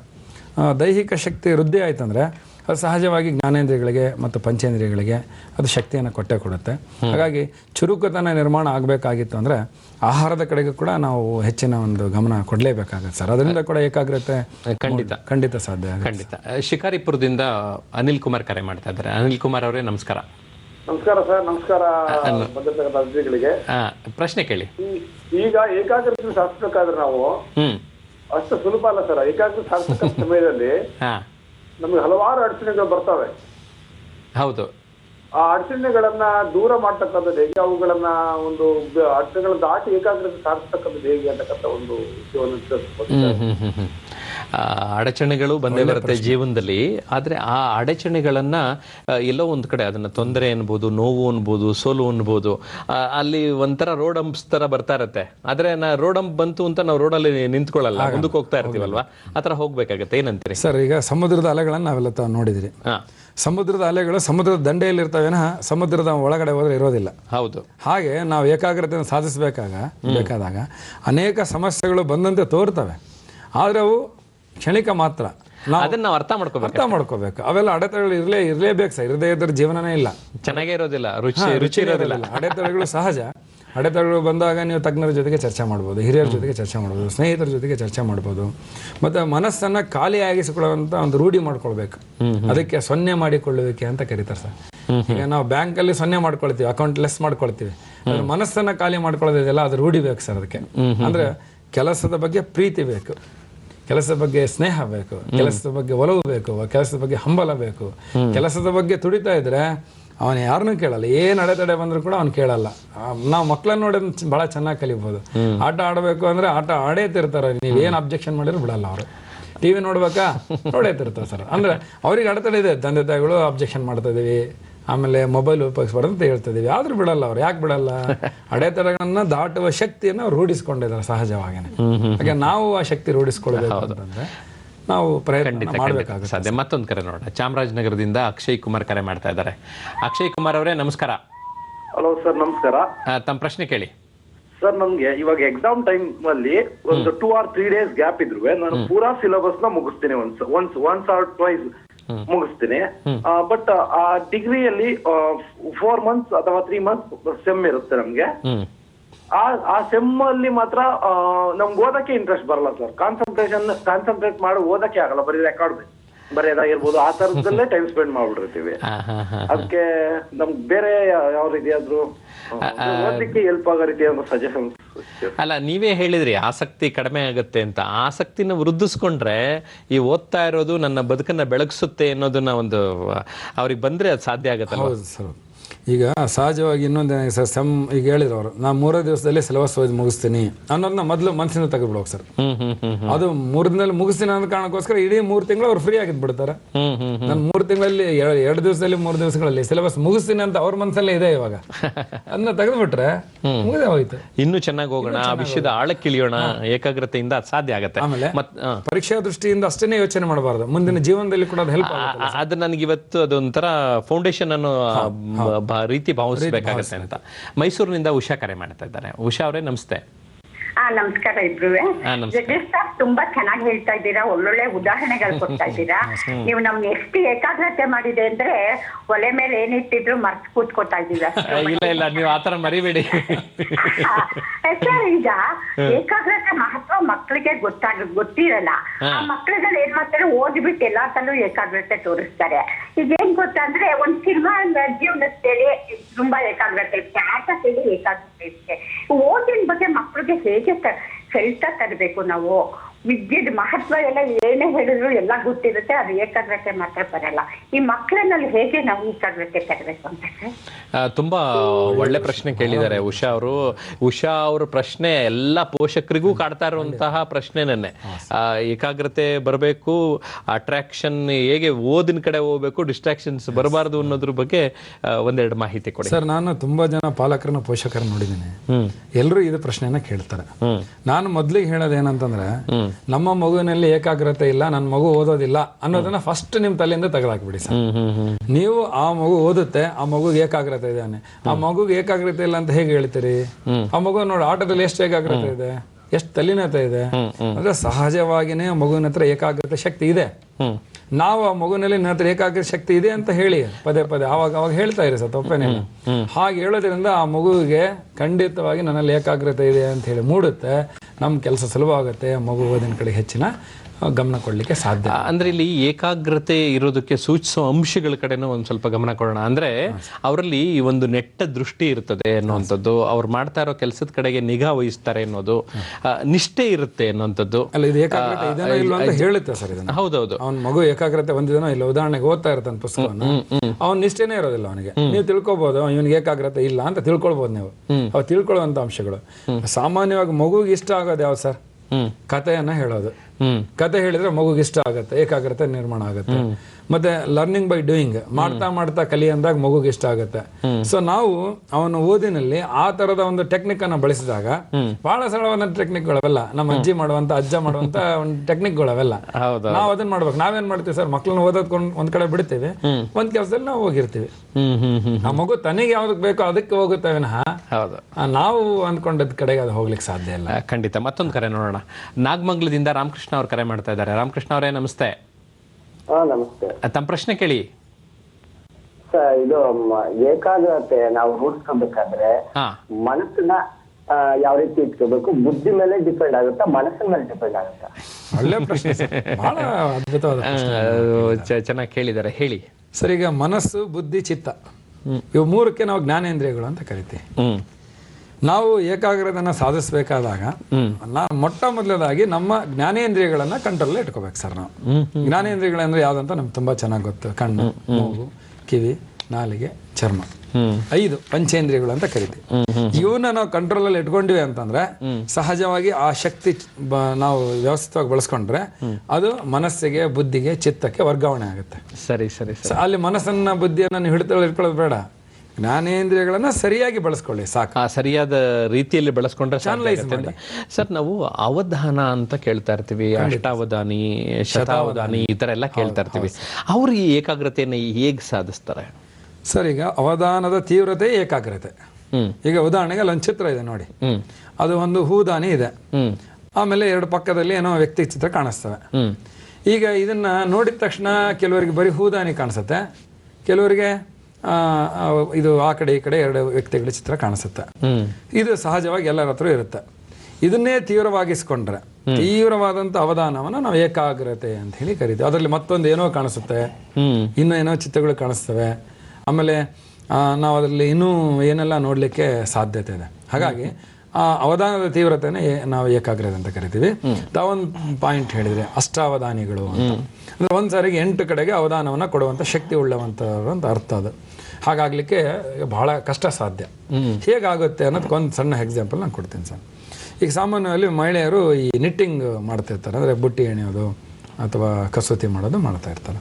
ಕಸೂತಿ ಮಾಡ್ತಾ ಮಾಡ್ತಾ ಅವ್ರು ಟಿವಿಯನ್ನು ಕೂಡ ನೋಡುವಂಥ ಒಂದು ಅಭ್ಯಾಸವನ್ನು ಬೆಳೆಸ್ಕೊಂಡಿರ್ತಾರೆ. 2 ಕೆಲಸವನ್ನು ಅತ್ಯಂತ ಕರೆಕ್ಟಾಗಿ ಅವ್ರು ಮಾಡ್ತಾ ಇರ್ತಾರೆ. ಹೇಗೆ ಸಾಧ್ಯ? 2 ಕೆಲಸ ಬಹಳ ಕರೆಕ್ಟಾಗಿ. ಅದೇ ಕಸೂತಿ ಬರದೇ ಇದ್ದಂಥವ್ರಿಗೆ ಕೊಡಿ, ಅವರು ಟಿವಿನಾದ್ರೂ ನೋಡ್ತಾರೆ, ಇಲ್ಲ ಕಸೂತಿನಾದ್ರೂ ಮಾಡ್ತಾರೆ. ಒಂದ್ಸರಿ ಒಂದೇ ಕೆಲಸ ಮಾಡಿದ್ರೆ 2 ಕೆಲಸ ಮಾಡ್ಲಿಕ್ಕೆ ಸಾಧ್ಯ ಇಲ್ಲ. ಹಾಗೆ 2 ಕೆಲಸ ಹೆಂಗ್ ಸಾಧನೆ ಆಯ್ತಿಲ್ಲ ಅಂತಂದ್ರೆ, ಒಂದು ಕೆಲಸ ರೂಢಿಯಿಂದ ನಡೀತಾ ಇರ್ತದೆ, ಇನ್ನೊಂದು ಕೆಲಸ ಮಾನಸಿಕವಾಗಿ ನಡೀತಾ ಇರ್ತದೆ. ಹಾಗಾಗಿ ಇಲ್ಲಿ ಅಷ್ಟಾವಧಾನಿಗಳು ಕೂಡ ಅಂಥದ್ದೇ ರೂಢಿಗಳನ್ನ ಮಾಡ್ಕೊಂಡಿದ್ರಿಂದ ಅವ್ರನ್ನ ನಾವು ಅಷ್ಟಾವಧಾನಿಗಳು. ತುಂಬಾ ಚೆನ್ನಾಗಿ ಹೇಳಿದ್ರೆ. ಇನ್ನು ಈ ಏಕಾಗ್ರತೆ ಮತ್ತು ವ್ಯಕ್ತಿತ್ವ ವಿಕಸನ, ಈ ಏಕಾಗ್ರತೆಯಿಂದ ವ್ಯಕ್ತಿತ್ವ ರೂಪುಗೊಳ್ಳುವ ಬಗೆ ಇದೆಯಲ್ಲ, ಅದರ ಮಹತ್ವದ ಬಗ್ಗೆ ತಿಳಿಸಿ. ಖಂಡಿತ ಸರ್, ನಾನು ಆರಂಭದಲ್ಲೇ ಹೇಳಿದೆ, ಏಕಾಗ್ರತೆ ಜಗತ್ತಿನ ಜ್ಞಾನದ ರಹಸ್ಯಗಳ ಕೀಲಿಕೈ ಅಂತ. ಜಗತ್ತಿನ ಜ್ಞಾನದ ಕೀಲಿಕೈ ಅದು ಆಗಿರೋದ್ರಿಂದ ಇನ್ನು ನಮ್ಮಲ್ಲಿ ವ್ಯಕ್ತಿತ್ವ ನಿರ್ಮಾಣ ಮಾಡೋದ್ರಲ್ಲಿ 2 ಮಾತೇ ಇಲ್ಲ. ಅದು ಹಾಗಾಗಿ ಅಲ್ಲಿ ನೋಡಿ ಸರ್, ಒಂದು ಚಿತ್ರ ಇದೆ, ಅಲ್ಲಿ ಆಸಕ್ತಿ ಇದೆ. ಮೊದಲನೇದಲ್ಲಿ ಆಸಕ್ತಿಯಿಂದ ಏಕಾಗ್ರತೆ, ಏಕಾಗ್ರತೆಯಿಂದ ಗ್ರಹಿಕೆ, ಗ್ರಹಿಕೆಯಿಂದ ಧಾರಣೆ, ಧಾರಣೆಯಿಂದ ಸ್ಮೃತಿ, ಸ್ಮೃತಿಯಿಂದ ಬುದ್ಧಿಶಕ್ತಿ, ಬುದ್ಧಿಶಕ್ತಿಯಿಂದ ವ್ಯಕ್ತಿತ್ವ. ನೋಡಿ ಎಷ್ಟು ಚೆನ್ನಾಗಿದೆ ಅಲ್ಲ ಸರ್. ನೋಡಿ ಸರ್, ಯಾವುದೇ ಕೆಲಸ ಮಾಡಬೇಕಾಗಿದ್ರೆ ಮೊದಲಿಗೆ ಆಸಕ್ತಿ ಬೇಕು. ಹಾಗಾಗಿ ಆಸಕ್ತಿಯನ್ನ ಎಲ್ಲಾ ಒಂದು ವಿಷಯಗಳ ತಾಯಿ ಅಥವಾ ಮೂಲ ಬೇರು ಅಂತ ಕರಿತೀವಿ. It's a root of everything ಅಂತ ಕರಿತೀವಿ. ಆಸಕ್ತಿ ಇದ್ದ ತಕ್ಷಣ ಇಮಿಡಿಯೇಟ್ ಆಗಿ ಏಕಾಗ್ರತೆ ನಿರ್ಮಾಣ ಆಗೇ ಬಿಡುತ್ತೆ. ಅಲ್ಲಿ ಅದನ್ನ ಯಾರು ಹೇಳಿದ್ರು ಕೇಳೋದಿಲ್ಲ, ಅದು ಏಕಾಗ್ರತೆ ಸಹಜವಾಗಿ ಬರುತ್ತೆ. ಎಲ್ಲಿ ಏಕಾಗ್ರತೆ ಬರುತ್ತೋ ಅಲ್ಲಿ ಪರ್ಸೆಪ್ಷನ್ ಎಬಿಲಿಟಿ ಸಹಜ ಇರುತ್ತೆ, ಅದಕ್ಕೆ ಗ್ರಹಣ ಶಕ್ತಿ ಅಂತ ಕರಿತೀವಿ. ಖಂಡಿತ. ನೋಡಿ ಸರ್, ಅನೇಕ ಸಾರಿ ಪಾಠ ಮಾಡಿದ ವಿದ್ಯಾರ್ಥಿಗಳಿಗೆ ಅರ್ಥ ಆಗಲ್ಲ. ಯಾಕೆ ಅರ್ಥ ಆಗಲ್ಲ? ಎಲ್ಲೋ ಆಸಕ್ತಿ ಕುಂದೋಗಿರ್ತದೆ. ಆಸಕ್ತಿ ಹೋದ್ರೆ ಏಕಾಗ್ರತೆ ಇಲ್ಲ. ಆಸಕ್ತಿ ಇತ್ತು ಏಕಾಗ್ರತೆ ಇದೆ, ಏಕಾಗ್ರತೆ ಇತ್ತು ಗ್ರಹಿಸುವ ಶಕ್ತಿ ಬರುತ್ತೆ. ಗ್ರಹಿಸುವ ಶಕ್ತಿ ಬಂತು, ಮನಸ್ಸಲ್ಲಿ ಹೋಗಿ ಕುತ್ಕೊಳ್ಳುತ್ತೆ, ಸ್ಟೋರ್ ಆಗುತ್ತೆ, ಧಾರಣೆಗೊಳ್ಳುತ್ತೆ. ಧಾರಣೆ ಆಗಿದ್ದು ಬೇಕಾದಾಗ ಮತ್ತೆ ಪ್ರಜ್ಞೆಗೆ ಬರುತ್ತೆ, ಅದಕ್ಕೆ ಸ್ಮೃತಿ ಅಂತ ಕರೀತೀವಿ. ಆ ಸ್ಮೃತಿ ಯಾರಿಗಿತ್ತು? ಬುದ್ಧಿಶಕ್ತಿ. ಸಹಜವಾಗಿಯೇ ಮೆಮೊರಿ ಪವರ್ ಇದ್ದಂಥವನಿಗೆ ಬಹಳ ಇಂಟೆಲಿಜೆಂಟ್ ಅಂತ ನಾವು ಕರಿತೀವಿ. ಬುದ್ಧಿಶಕ್ತಿ ಸಹಜವಾಗಿರುತ್ತೆ. ಯಾರಿಗೆ ಬುದ್ಧಿ ಇರುತ್ತೋ ಅವನು ವಿವೇಕಯುತವಾಗಿ ಆಲೋಚನೆ ಮಾಡ್ತಾನೆ. ಯಾರು ವಿವೇಕಯುತವಾಗಿ ಆಲೋಚನೆ ಮಾಡ್ತಾನೋ ಅವ್ನು ಸೃಜನಶೀಲ ಅಂತ ಅನ್ಸ್ಕೊಳ್ತಾನೆ. ಯಾರು ಸೃಜನಶೀಲನೋ ವ್ಯಕ್ತಿತ್ವ ಸಹಜವಾಗಿ ಚೆನ್ನಾಗಿರುತ್ತೆ. ಖಂಡಿತ, ತುಂಬಾ ಚೆನ್ನಾಗಿ ತಾವು ತಿಳಿಸಿದ್ದೀರಿ.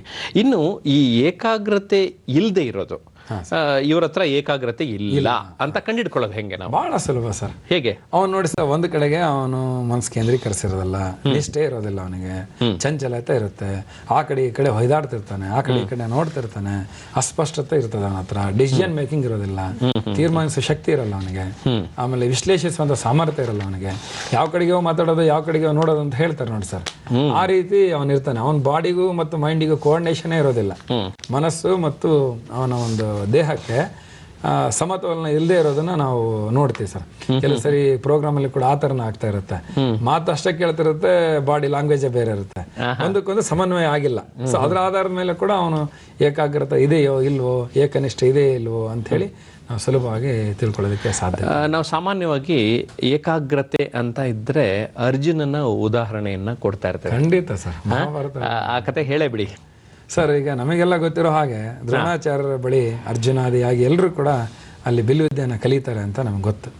ಆ ಬಿಲ್ವಿದ್ಯೆಯನ್ನು ಕಲ್ತ ಮೇಲೆ ಒಂದು ದಿವಸ ಅವರು ಎಷ್ಟೆಷ್ಟು ಬಿಲ್ವಿದ್ಯೆಯನ್ನು ಕಲ್ತಿದ್ದಾರೆ ಟೆಸ್ಟ್ ಮಾಡೋಣ ಅಂತ ಹೇಳಿ ಪರೀಕ್ಷೆ ಮಾಡೋದಕ್ಕೋಸ್ಕರ ದ್ರೋಣಾಚಾರ್ಯ ಪರೀಕ್ಷೆಯನ್ನು ಮಾಡ್ತಾರೆ. ಆ ಚಿತ್ರದಲ್ಲಿ ನಾವು ಗಮನಿಸ್ತಾ ಇದ್ದೀವಿ. ಅಲ್ಲಿ ಒಂದು ವಾಕ್ಯವನ್ನ ಬಹಳ ಚೆನ್ನಾಗಿ ಬಳಸ್ತಾರೆ, ಅಕ್ಕಿ ಅಕ್ಷವಲ್ಲದೆ ಮತ್ತೇನು ಕಾಣೋದು ಗುರುದೇವ ಅಂತ ಹೇಳಿ. ಅಂದ್ರೆ ಅರ್ಜುನನಿಗೆ ಎಷ್ಟು ಏಕಾಗ್ರತೆ ಇರುತ್ತೆ ಅಂದ್ರೆ, ಆ ಅಕ್ಕಿ ಅಕ್ಷ ಅಂದ್ರೆ ಕಣ್ಣು, ಕಣ್ಣಿಗೆ ಗುರಿ ಇಟ್ಟು ಬಾಣವನ್ನ ಪ್ರಯೋಗಿಸಬೇಕು ಅಂತ ದ್ರೋಣಾಚಾರ್ಯ ಇಚ್ಛೆ ಆಗಿರ್ತದೆ. ಅದು ಅವರೊಬ್ಬರಿಗೆ ಅಂದ್ರೆ ಅರ್ಜುನನೊಬ್ಬನಿಗೆ ಅದು ಸಾಧ್ಯ ಆಗುತ್ತೆ. ಯಾಕೆ ಸಾಧ್ಯ ಆಗುತ್ತೆ ಅಂದ್ರೆ ಆತನಿರಂತ ಏಕಾಗ್ರತೆ, ಶ್ರದ್ಧೆ. ಹೌದು. ಹಾಗೆಯೇ ಸ್ವಯಂವರದಲ್ಲಿ, ದ್ರೌಪದಿ ಸ್ವಯಂವರದಲ್ಲಿ ಕೂಡ ಈ ಏಕಾಗ್ರತೆಯ ಮತ್ತೊಂದು ರೀತಿ ಪ್ರದರ್ಶನ ಆಗ್ತದೆ. ಒಳ್ಳೆಯ ಉದಾಹರಣೆ ಸರ್. ನಮಗೆಲ್ಲ ಗೊತ್ತಿರೋ ಹಾಗೆ ಆ ಕಥೆಯಲ್ಲಿ ಬರುವ ರೀತಿಯಲ್ಲಿ ಮೇಲ್ಗಡೆ ಒಂದು ಚಕ್ರಕ್ಕೆ ಒಂದು ಮೀನನ್ನ ಕಟ್ಟಿರ್ತಾರೆ, ಆ ಚಕ್ರ ತಿರುಗ್ತಾ ಇರುತ್ತೆ ಸರ್. ಕೆಳಗಡೆ ಎಣ್ಣೆಯನ್ನ ಇಟ್ಟಿರ್ತಾರೆ, ಎಣ್ಣೆ ಪಾತ್ರೆನ ಇಟ್ಟಿರ್ತಾರೆ. ಆ ಮೀನಿನ ಚಿತ್ರವನ್ನು ಎಣ್ಣೆ ಪಾತ್ರೆಯಲ್ಲಿ ನೋಡಿ ಆ ಮೀನಿಗೆ ಗುರಿ ಇಟ್ಟು ಬಾಣವನ್ನು ಪ್ರಯೋಗಿಸಬೇಕು ಅಂತ ಅನ್ನೋದು ಒಂದು ಕಥೆ ಸರ್ ಅದು. ಸೊ ಅಲ್ಲಿ ತಿರುಗ್ತಾ ಇರುವಂತ ಮೀನಿನ ಮೇಲೆ ಅವರು ಶ್ರದ್ಧೆಯನ್ನ ಅಥವಾ ಏಕಾಗ್ರತೆಯನ್ನ ಇಡಬೇಕಂದ್ರೆ ಎಷ್ಟು ಅಭ್ಯಾಸವನ್ನ ಅವ್ರು ಮಾಡಿರ್ಬೇಕು ಸರ್. ಖಂಡಿತ ಅಷ್ಟು ಅಭ್ಯಾಸ ಮಾಡಿದ್ರೆ ಮಾತ್ರ ಅದನ್ನ ಸಾಧ್ಯ ಆಗತ್ತೆ. ಆತಗೆ ಅಪಾರವಾದಂತ ಬಿಲ್ವಿದ್ಯೆಯ ಬಗ್ಗೆ ಇರುವಂತ ಪ್ರೀತಿ, ಆಸಕ್ತಿ ಆತನನ್ನ ಅಲ್ಲಿ ಏಕಾಗ್ರತೆ ಮಾಡ್ಲಿಕ್ಕೆ ತೆಗೆದುಕೊಂಡು ಹೋಗಿದೆ ಅಂತ ನಾವು ನೋಡಿ. ಇನ್ನು ಹಾಗೇನೇ ಈ ಸ್ವಾಮಿ ವಿವೇಕಾನಂದರ ಒಂದು ಪ್ರಸಂಗ ಏಕಾಗ್ರತೆಗೆ ಸಂಬಂಧಪಟ್ಟ ಹಾಗಿದೆ, ಅದನ್ನ ತಾವೇ ಪ್ರಸ್ತುತಪಡಿಸಿ. ಸ್ವಾಮಿ ವಿವೇಕಾನಂದರು ಅಂತಂದ್ರೆ ಈ ಜಗತ್ತಿನ ಅದ್ಭುತವಾದಂತ ಮಹಾನ್ ಸಂತರು ಅಂತ ನಾವೆಲ್ಲ ಹೇಳ್ತೀವಿ. ಅವರು ನಮಗೆಲ್ಲ ಗೊತ್ತಿರೋ ಹಾಗೆ ಚಿಕಾಗೋ ಭಾಷಣ ತುಂಬ ಪ್ರಸಿದ್ಧವಾಗಿರುವಂಥದ್ದು. ನ್ಯೂಯಾರ್ಕ್ನ ಒಂದು ಕಡೆಗೆ ಹೋಗ್ತಾ ಇದ್ದಾಗ ಒಂದು ನದಿಯ ಪಕ್ಕದಲ್ಲಿ ಅವ್ರು ಹೋಗ್ತಾ ಇರ್ತಾರೆ ಸರ್. ಅಲ್ಲಿ ನದಿಯ ಪಕ್ಕದಲ್ಲಿ ಹೋಗ್ತಾ ಇದ್ದಾಗ ಯುವಕರು ಬಂದೂಕಿನಿಂದ ಅಲ್ಲಿರುವಂಥ ನದಿಯಲ್ಲಿ ತೇರ್ತಿರುವಂಥ ಚಿಪ್ಪುಗಳಿಗೆ ಗುರಿ ಇಟ್ಟು ಹೊಡಿತಾ ಇರ್ತಾರೆ. ಅವ್ರು ಎಲ್ಲರೂ ಕೂಡ ಯಾರು ಅದರಲ್ಲಿ ಯಶಸ್ಸನ್ನು ಪಡೆಯೋದೇ ಇಲ್ಲ. ಆಗ ಸ್ವಾಮೀಜಿ ನೋಡ್ತಾ ಇದ್ದಾಗ ನಗ್ತಾರೆ, ಯಾರು ಗುರಿ ಇಟ್ಟು ಹೊಡಿತಾ ಇಲ್ಲ ಅಂತ. ಆಗ ಯುವಕರು ಅವ್ರನ್ನ ಆಹ್ವಾನ ಮಾಡ್ತಾರೆ, ನೀವು ಹೊಡಿತೀರಾ ಗುರಿ ಇಟ್ಟು ಅಂತ. ಸರಿ ಕೊಡಿ ಅಂತೇಳಿ ಸ್ವಾಮೀಜಿಗಳು ತೆಗೆದುಕೊಂಡು 21 ಚಿಪ್ಪುಗಳನ್ನ ಹೊಡೆದಾಕ್ತಾರೆ ಬಂದೂಕಿನಿಂದ. ಆಗ ಯುವಕರು ಕೇಳ್ತಾರೆ, ನೀವು ಈಗಾಗಲೇ ಇದ್ರ ಬಗ್ಗೆ ತರಬೇತಿ ಪಡೆದಿದ್ರಾ ಅಂತ. ಆಗ ಸ್ವಾಮೀಜಿ ಬಹಳ ಮಾರ್ಮಿಕವಾದಂಥ ಉತ್ತರವನ್ನು ಹೇಳ್ತಾರೆ, ಸರ್ ಇಲ್ಲ, ನಾನು ಇಲ್ಲಿವರೆಗೆ ಬಂದೂಕನ್ನು ನಾನು ತರಬೇತಿ ಪಡೆದಿಲ್ಲ, ಆದ್ರೆ ನನ್ನಲ್ಲಿ ಶ್ರದ್ಧೆ ಇದೆ, ಶ್ರದ್ಧೆ ಇದ್ದರೆ ನೀ ಗೆದ್ದೆ, ಹಾಗಾಗಿ ಏಕಾಗ್ರತೆ ಇದೆ, ಹಾಗಾಗಿ ನಾನು ಗೆಲ್ಲಿಕ್ಕೆ ಸಾಧ್ಯ ಆಯ್ತು. ಸೊ ನಿಮ್ಮಲ್ಲಿ ಅಪರಿಮಿತವಾದಂತ ಶ್ರದ್ಧೆ ಇದ್ರೆ ನೀವು ಗೆಲ್ತೀರಿ ಅಂತ ಅನ್ನೋದನ್ನ ಅಲ್ಲಿ ನಾವು ನೋಡ್ತೀವಿ ಸರ್. ವಿವೇಕಾನಂದರ ಮಾತು ನಿಜವಾಗ್ಲೂ ತುಂಬಾ ಚೆನ್ನಾಗಿದೆ. ವಿಕಾಸ್ ಅವರು ಕಲಬುರಗಿಯಿಂದ ಕರೆ ಮಾಡ್ತಾ ಇದ್ದಾರೆ. ವಿಕಾಸ್ ಅವರೇ ನಮಸ್ಕಾರ. ವಿಕಾಸ್, ದೂರವಾಣಿನಲ್ಲೇ ಮಾತಾಡಿ, ನಿಮ್ಮ ಟಿವಿ ವಾಲ್ಯೂಮ್ ಕಡಿಮೆ ಮಾಡಿ ಮಾತಾಡಿ, ಪ್ರಶ್ನೆ ಮುಂದುವರಿಸಿ. ವಿಕಾಸ್ ಗುಲ್ಬರ್ಗಿಂದ ಮಾತಾಡೋದು. ಗೊತ್ತಾಯ್ತಪ್ಪ, ಪ್ರಶ್ನೆ ಏನು ಅಂತ ಕೇಳಬೇಕಪ್ಪ. ಸರ್ ನಾವು ನೀವು ಟಿವಿ ಮ್ಯೂಟ್ ಮಾಡಿ ದೂರವಾಣಿ ಟೆಲಿಫೋನಲ್ಲೇ ಮಾತಾಡಿ ನೀವು. ನಾವು ಸ್ಟಡಿ ಮಾಡ್ಬೇಕು ಸರ್. ನಾವು ಆರೋಗ್ಯ ಮತ್ತು ಆಹಾರದ ಏನ್ರಿ ಏಕಾಗ್ರತೆ ಸ್ಟಡಿಯಲ್ಲಿ ಏಕಾಗ್ರತೆ ಮಾಡ್ಬೇಕಾದ್ರೆ ಸರ್ ಏನ್ ಮಾಡ್ಬೇಕು ನಾವ್ರಿ? ನೀವು ಕಾರ್ಯಕ್ರಮ ಆರಂಭದಿಂದ ನೋಡ್ತಾ ಇದ್ರೆ ಇದ್ರ ಬಗ್ಗೆನೇ ಪ್ರಸ್ತಾಪ ಮಾಡ್ತಾ ಇದ್ದೀವಿ. ಇಡೀ ಕಾರ್ಯಕ್ರಮದಲ್ಲಿ ಇದೇ ವಿಚಾರ ಹೇಳ್ತಾ ಇದ್ದೇವೆ. ಎಲ್ಲ ಅಂಶಗಳನ್ನ ಗಮನಿಸಬೇಕು. ಸಂಕ್ಷಿಪ್ತವಾಗಿ ವಿಕಾಸ್ಗೋಸ್ಕರ ಒಂದೆರಡು ಮಾತು ಹೇಳಿ. ಏಕಾಗ್ರತೆಗೆ ನಾನೇನ್ ಮಾಡ್ಬೇಕು ಅನ್ನೋ ಪ್ರಶ್ನೆ ಎಷ್ಟು ತುಡಿತವಾದ ಪ್ರಶ್ನೆ ಇತ್ತು ಸರ್. ಸಾಕು, ಅವನಿಗೆ ಆ ತುಡಿತ ಇದೆಯಲ್ಲ, ನಾನು ಕೇಳಬೇಕು ಏಕಾಗ್ರತೆ ಬಗ್ಗೆ ಏನ್ ಮಾಡ್ಬೇಕಂತ ತುಡಿತ ಇದೆಯಲ್ಲ, ಅದೇ ಆತನ ಕರ್ಕೊಂಡು ಹೋಗ್ಬಿಡುತ್ತೆ. ಖಂಡಿತವಾಗಿ ಏಕಾಗ್ರತೆ ಕಡೆ ಅವನನ್ನ ತೆಗೆದುಕೊಂಡು ಹೋಗ್ತದೆ. ಒಲವು, ತುಡಿತ, ಪ್ಯಾಷನ್ ಅಂತ ಖಂಡಿತ ಏಕಾಗ್ರತೆ ಇದೆ. ಹಾಗಾಗಿನೇ ಆ ಪ್ರಶ್ನೆ ಕೇಳಿದ ನಾನು. ಖಂಡಿತ ಇಲ್ಲ, ಅವನ ಪ್ರಶ್ನೆ ಕೇಳ್ತಿರ್ಲಿಲ್ಲ. ಖಂಡಿತ ಸಾಕು. ಖಂಡಿತ. ತಾವು ಇನ್ನೊಂದು ಕಥೆ ನನ್ನ ಹತ್ರ ಪ್ರಸ್ತಾಪ ಮಾಡ್ತಾ ಇದ್ರಿ. ಅದೇನಂದ್ರೆ, ಒಬ್ಬ ವ್ಯಕ್ತಿ ಸೈಕಲ್ ನಲ್ಲಿ ಒಂದು ಮರದ ಕಟ್ಟಿಗೆಗಳನ್ನ ವಾಘಾ ಬಾರ್ಡರ್ ಇಂದ ಬಾರ್ಡರ್ ತಗೊಂಡು ಹೋಗ್ತಾ ಇದ್ದ ಒಬ್ಬ ವ್ಯಕ್ತಿಯ ಕಥೆ. ಅದನ್ನ ಹೇಳ್ರಿ. ಸಾಂದರ್ಭಿಕ ಚಿತ್ರ. ಒಂದ್ಸರಿ ಏನಾಗಿದೆ ಸರ್, ಒಂದು ಬಾರ್ಡರ್ ನಲ್ಲಿ ಒಂದು ನಡೆದಂತ ಒಂದು ಪ್ರವಾಸನ ಇದೆ ಘಟನೆ. ಕಟ್ಟಿಗೆಯನ್ನ ವ್ಯಾಪಾರ ಮಾಡುವಂತ ವ್ಯಕ್ತಿ ದಿನನಿತ್ಯ ಈ ಕಡೆಯಿಂದ ಆ ಕಡೆ ದೇಶಕ್ಕೆ ಹೋಗಿ ಕಟ್ಟಿಗೆಯನ್ನ ವ್ಯಾಪಾರ ಮಾಡುವ ರೀತಿಯಲ್ಲಿ ಇರ್ತಾನೆ ಸರ್. ಕಟ್ಟಿಗೆಯನ್ನ ಹೊರಗಡೆ ಇಟ್ಕೊಂಡು ಹೋಗ್ತಾ ಇರ್ತಾನೆ. ಸೈನಿಕರನ್ನೆಲ್ಲ ತಪಾಸಣೆ ಮಾಡಿ ಬಿಡ್ತಾ ಇರ್ತಾರೆ. ಅವನು 10 ವರ್ಷಗಳ ಕಾಲ ಮಾಡ್ತಾನೆ, ಬಹಳ ಪ್ರಾಮಾಣಿಕವಾಗಿರ್ತಾನೆ, ಕಟ್ಟಿಗೆಗಳನ್ನೆಲ್ಲ ಆ ಕಡೆ ತೆಗೆದುಕೊಂಡು ಹೋಗ್ತಾನೆ ಅಂತ ಸೈನಿಕರು ಅದನ್ನೆಲ್ಲ ಅವಲೋಕನೆ ಮಾಡ್ತಾ ಇರ್ತಾರೆ. ಅಂದ್ರೆ ಅವರು ಅದಕ್ಕೆ ಮಾತ್ರ ಅವರು ಅವಧಾನವನ್ನ ಕೇಂದ್ರೀಕರಿಸಿರ್ತಾರೆ. ಇವನು 10 ವರ್ಷ ಆದ್ಮೇಲೆ ಏನ್ ಮಾಡ್ತಾನೆ, ವ್ಯಾಪಾರ ಮಾಡೋದು ನಿಲ್ಲಿಸ್ಬಿಡ್ತಾನೆ. ಅದೇ ಹಳ್ಳಿಯಲ್ಲಿ ಅವನು ಬೇರೆ ಕಿರಾಣಿ ವ್ಯಾಪಾರವನ್ನ ಸ್ಟಾರ್ಟ್ ಮಾಡ್ತಾನೆ, ಒಳ್ಳೆ ಮನೆಯನ್ನ ಕಟ್ಟಿಸ್ಬಿಟ್ಟಿರ್ತಾನೆ. ಅದ್ರಲ್ಲಿ ಒಬ್ಬ ಸೈನಿಕ ವಾಲಂಟಿಯರ್ ರಿಟೈರ್ಮೆಂಟ್ ಆಗಿ ಅದೇ ಹಳ್ಳಿಯಲ್ಲಿ ಇರ್ತಾನೆ. ಅವನು ಕೂಡ ಹೋಗಿ ಕೇಳ್ತಾನೆ, ಅಲ್ಲಪ್ಪ ಯಾಕೆ ಕಟ್ಟಿಗೆ ವ್ಯಾಪಾರ ಮಾಡೋದು ನಿಲ್ಲಿಸ್ಬಿಟ್ಟಿಲ್ಲ, ಯಾಕೆ ಬರ್ತಾ ಇಲ್ಲ, ಏನ್ ಇಷ್ಟೆಲ್ಲ ಮನೆ ಕಟ್ಬಿಟ್ಟು ಇಷ್ಟೆಲ್ಲ ಕಿರಾಣಿ ಅಂಗಡಿ ಇಟ್ಟುಬಿಟ್ಟಿದೆಯಲ್ಲ ಅಂತ. ಅವಾಗ ಹೇಳ್ತಾನೆ, ಇಲ್ಲ ನೀವು ನನ್ನನ್ನ ಅವಲೋಕನ ಮಾಡ್ತಾ ಇದ್ರಿ. ಏನು ಅವಲೋಕನ ಮಾಡ್ತಾ ಇದ್ರಿ? ಕಟ್ಟಿಗೆನ ಅವಲೋಕನ ಮಾಡ್ತಾ ಇದ್ರಿ. ಏನಾದ್ರು ಸ್ಮಗ್ಲಿಂಗ್ ತಗೊಂಡು ಹೋಗ್ತದನ, ಏನು ಗಂಧದ ಕಟ್ಟಿಗೆ ತಗೊಂಡೋಗಿ? ಇಲ್ಲ, ಏನು ಮಾಡ್ತಾ ಇರಲಿಲ್ಲ. ಆದ್ರೆ ನಾನೇನ್ ಮಾಡ್ತಾ ಇದ್ದೆ ಅಂದ್ರೆ ಕಟ್ಟಿಗೆ ವ್ಯಾಪಾರ ಮಾಡ್ತಾ ಇರಲಿಲ್ಲ. ನಾನು ಈ ಕಡೆಯಿಂದ ಆ ಕಡೆಗೆ ಹೋಗಿ ಕಟ್ಟಿಗೆ ಬೇರೆ ಚೆಲ್ಬಿಡ್ತಿದ್ದೆ. ಹೋಗಿ ನಾನು ಸೈಕಲ್ ಅನ್ನ ಮಾರ್ತಾ ಇದ್ದೆ. ಹೊಸ ಸೈಕಲ್ ಈ ಕಡೆ ತೆಗೆದುಕೊಂಡು ಹೋಗ್ತಾ ಇದ್ದೆ, ಅಲ್ಲಿ ಮಾರ್ತಾ ಇದ್ದೆ. ಆ ಕಡೆಯಿಂದ ಹಳೆ ಸೈಕಲ್ ತಗೊಂಡ್ ಬರ್ತಾ ಇದ್ದೆ. ಯಾಕಂದ್ರೆ ಆ ದೇಶದಲ್ಲಿ ಕೈಗಾರಿಕೆಗಳು ಕಡಿಮೆ ಇದ್ವು, ಸೈಕಲ್ ಅನ್ನ ತಯಾರು ಮಾಡುವಂತ ಫ್ಯಾಕ್ಟರಿಗಳು ಕಡಿಮೆ ಇದ್ವು. ಹಾಗಾಗಿ ಇಲ್ಲಿ ಸೈಕಲ್ಗೆ ತುಂಬಾ ಬೇಡಿಕೆ ಇತ್ತು. ಹಾಗಾಗಿ ಹೊಸ ಸೈಕಲ್ ತಗೊಂಡೋಗಿ ಆ ಕಡೆ ಕೊಡ್ತಾ ಇದ್ದೆ, ಹಳೆ ಸೈಕಲ್ ಅನ್ನ ಈ ಕಡೆ ತರ್ತಾ ಇದ್ದೆ. ಅಂದ್ರೆ ಇವ್ರ ಗಮನ ಎಲ್ಲ ಕಟ್ಟಿಗೆ ಮೇಲೆ ಇತ್ತು. ಕಟ್ಟಿಗೆ ಮೇಲೆ ಇತ್ತು. ಅವನ ಏಕಾಗ್ರತೆ ಎಲ್ಲಿತ್ತು? ಅವನು ಸೈಕಲ್ ಮೇಲೆ ಏಕಾಗ್ರತೆ ಇತ್ತು. ಹಾಗಾಗಿ ಕೆಲವು ಸರಿ ಏನಾಗುತ್ತೆ ಸರ್, ಏಕಾಗ್ರತೆ ಜೊತೆಗೆ ಅವಧಾನ ಬೇಕಾಗ್ತದೆ. ಅವಧಾನವನ್ನು ನಾವು ಮರಿಬಾರ್ದು, ಏಕಾಗ್ರತೆ ಜೊತೆಗೆ ಅದು ಕೂಡ ಬೇಕಾಗ್ತದೆ. ಮತ್ತೊಂದು ಕರೆ ನೋಡೋಣ. ಬಂಗಾರ ಸ್ವಾಮಿ ಅವರು ಕರೆ ಮಾಡ್ತಾ ಇದ್ದಾರೆ ಗುಂಡ್ಲುಪೇಟೆಯಿಂದ. ಬಂಗಾರ ಸ್ವಾಮಿ ಅವರೇ ನಮಸ್ಕಾರ. ನಮಸ್ಕಾರ ಸರ್. ತಮ್ಮ ಪ್ರಶ್ನೆ ಕೇಳಿ ಸರ್. ಈಗ ನಾನು ಮುಂದುವರಿಸಿ ಸರ್, ಈಗ ನಾನು ಗುಂಡ್ಲುಪೇಟೆಯಿಂದ ಬಂಗಾರ ಸ್ವಾಮಿ ಅಂತೇಳಿ. ಗೊತ್ತಾಯ್ತು, ಮುಂದುವರಿಸಿ ಸರ್. ನಾನೀಗ ಕಾರ್ಪೆಂಟ್ರು ಆಲ್ರೆಡಿ, ಬಟ್ ಈಗ ನಾನು ಏಕಾಗ್ರತೆಯಿಂದ ನಾನು ಕೆಲಸ ಮಾಡ್ತಿರ್ತೇನೆ.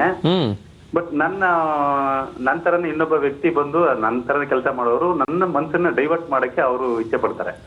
ಆಗ ನಾನು ಯಾವ ರೀತಿ ಅಪರ್ಟ್ ಮಾಡ್ಬೋದು ಸರ್?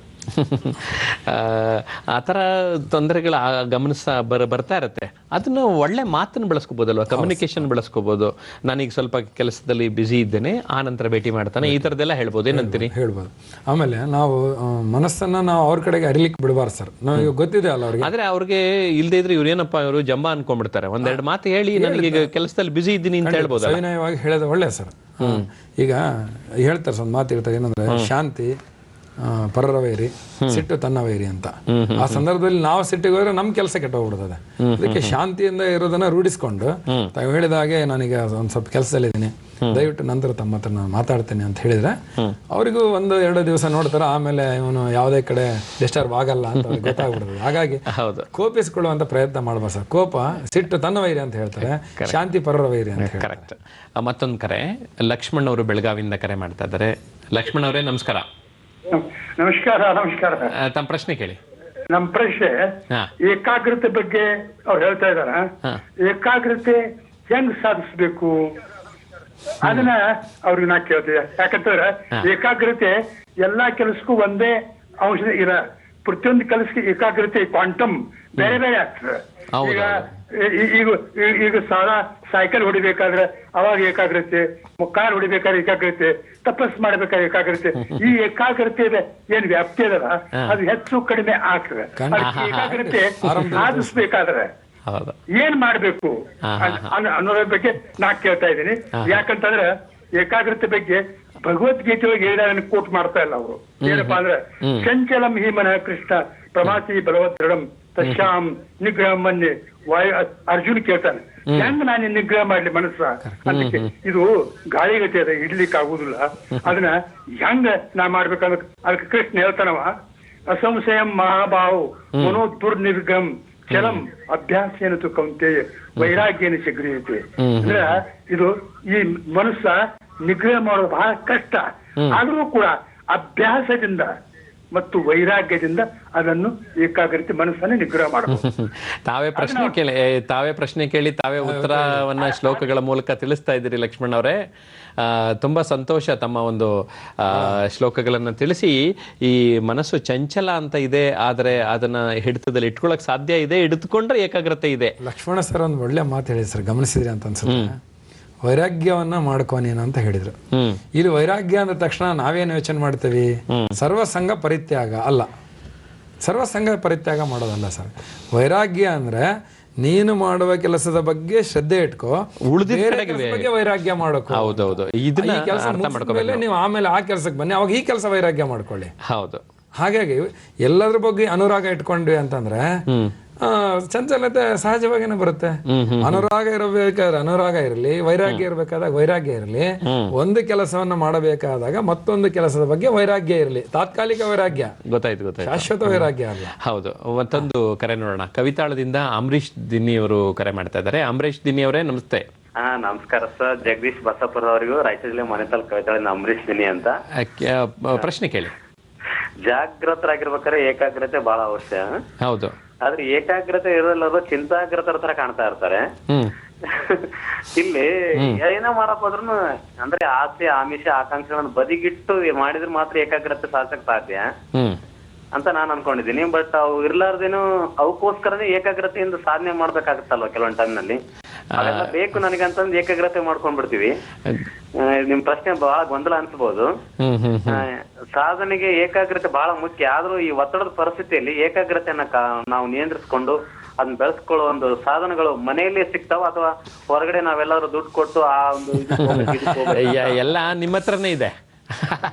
ಅಂಬರೀಷ್ ದಿನಿ ಅವ್ರ ಹತ್ರನೇ ಇದೆ ಅದಕ್ಕೆ ನಾನು ಅಲ್ವಾ, ಅವ್ರವ್ರ ಕೈಲೇ ಇರ್ತದೆ. ಅವ್ರವ್ರ ಕೈಲೇ ಇದೆ. ಏಕಾಗ್ರತೆ ಅನ್ನೋದು ಪ್ರತಿಯೊಬ್ಬನ ಸ್ವತ್ತು.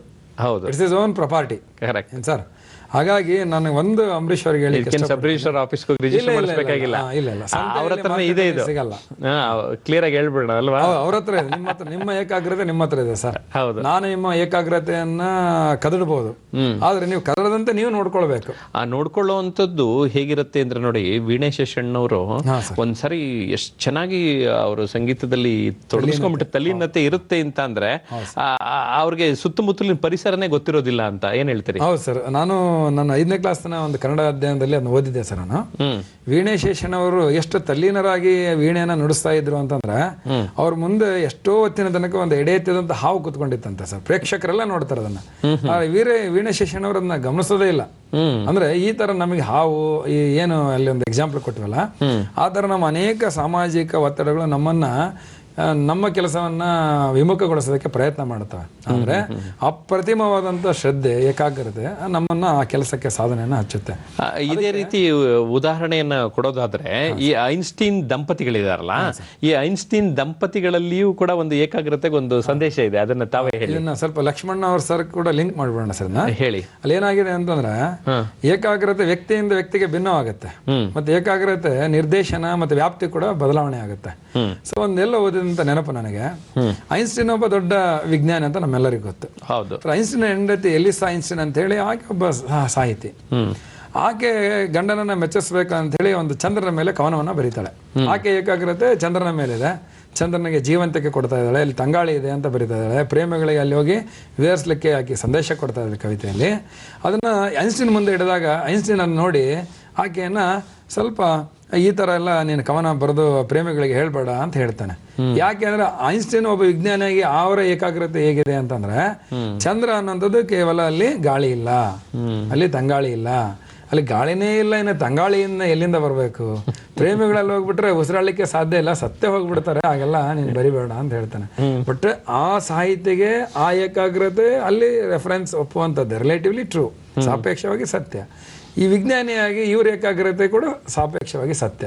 ಇದರಲ್ಲಿ ವಾಸ್ತವ ಸತ್ಯ ಮತ್ತು ಸಾಪೇಕ್ಷ ಸತ್ಯ, ಈ ರೀತಿ ನಾವು ಅದನ್ನ ಅಂದ್ರೆ ಗಮನಿಸಬೇಕಾಗ್ತದೆ, ನಾವು ಅರ್ಥ ಮಾಡ್ಕೋಬೇಕಾಗ್ತದೆ. ಹಾಗೇನೆ ಈಗ ನಾವು ಏಕಾಗ್ರತೆಗೆ ಭಂಗ ತರುವಂತಹ ಅಂಶಗಳ ಕಡೆಗೆ ಸ್ವಲ್ಪ ಎಲ್ರ ಗಮನ ಸೆಳೆಯೋಣ. ಯಾಕೆಂದ್ರೆ ಈ ಅಂಶಗಳನ್ನ ಗಮನಿಸಿದ್ರೆ, ಉದಾಹರಣೆಗೆ ಕೆಟ್ಟ ಚಟಗಳ ದಾಸನಾಗಿರುವಂಥದ್ದು, ಒತ್ತಡ ಮತ್ತು ಮಾನಸಿಕ ಸಂಘರ್ಷ, ಬೇರೆಯವರ ಚುಚ್ಚು ಮಾತುಗಳು ಕೂಡ ಎಷ್ಟೋ ಸಾರಿ ನಮಗೆ ತೊಂದರೆ ಮಾಡೋದು, ಮತ್ತೆ ಅವಶ್ಯಕತೆ ಇಲ್ಲದೆ ಇರೋದು, ಅದರೊಳಗಡೆ ಅಂತ ಕೆಲಸಗಳಲ್ಲಿ ತೊಡಗೋದು, ಮತ್ತು ಕೀಳರಿಮೆ ಅಥವಾ ಮೇಲರಿಮೆ, ಇವೆರಡೂ ಕೂಡ ತೊಂದರೆಯನ್ನ ಉಂಟು ಮಾಡುವಂಥದ್ದು.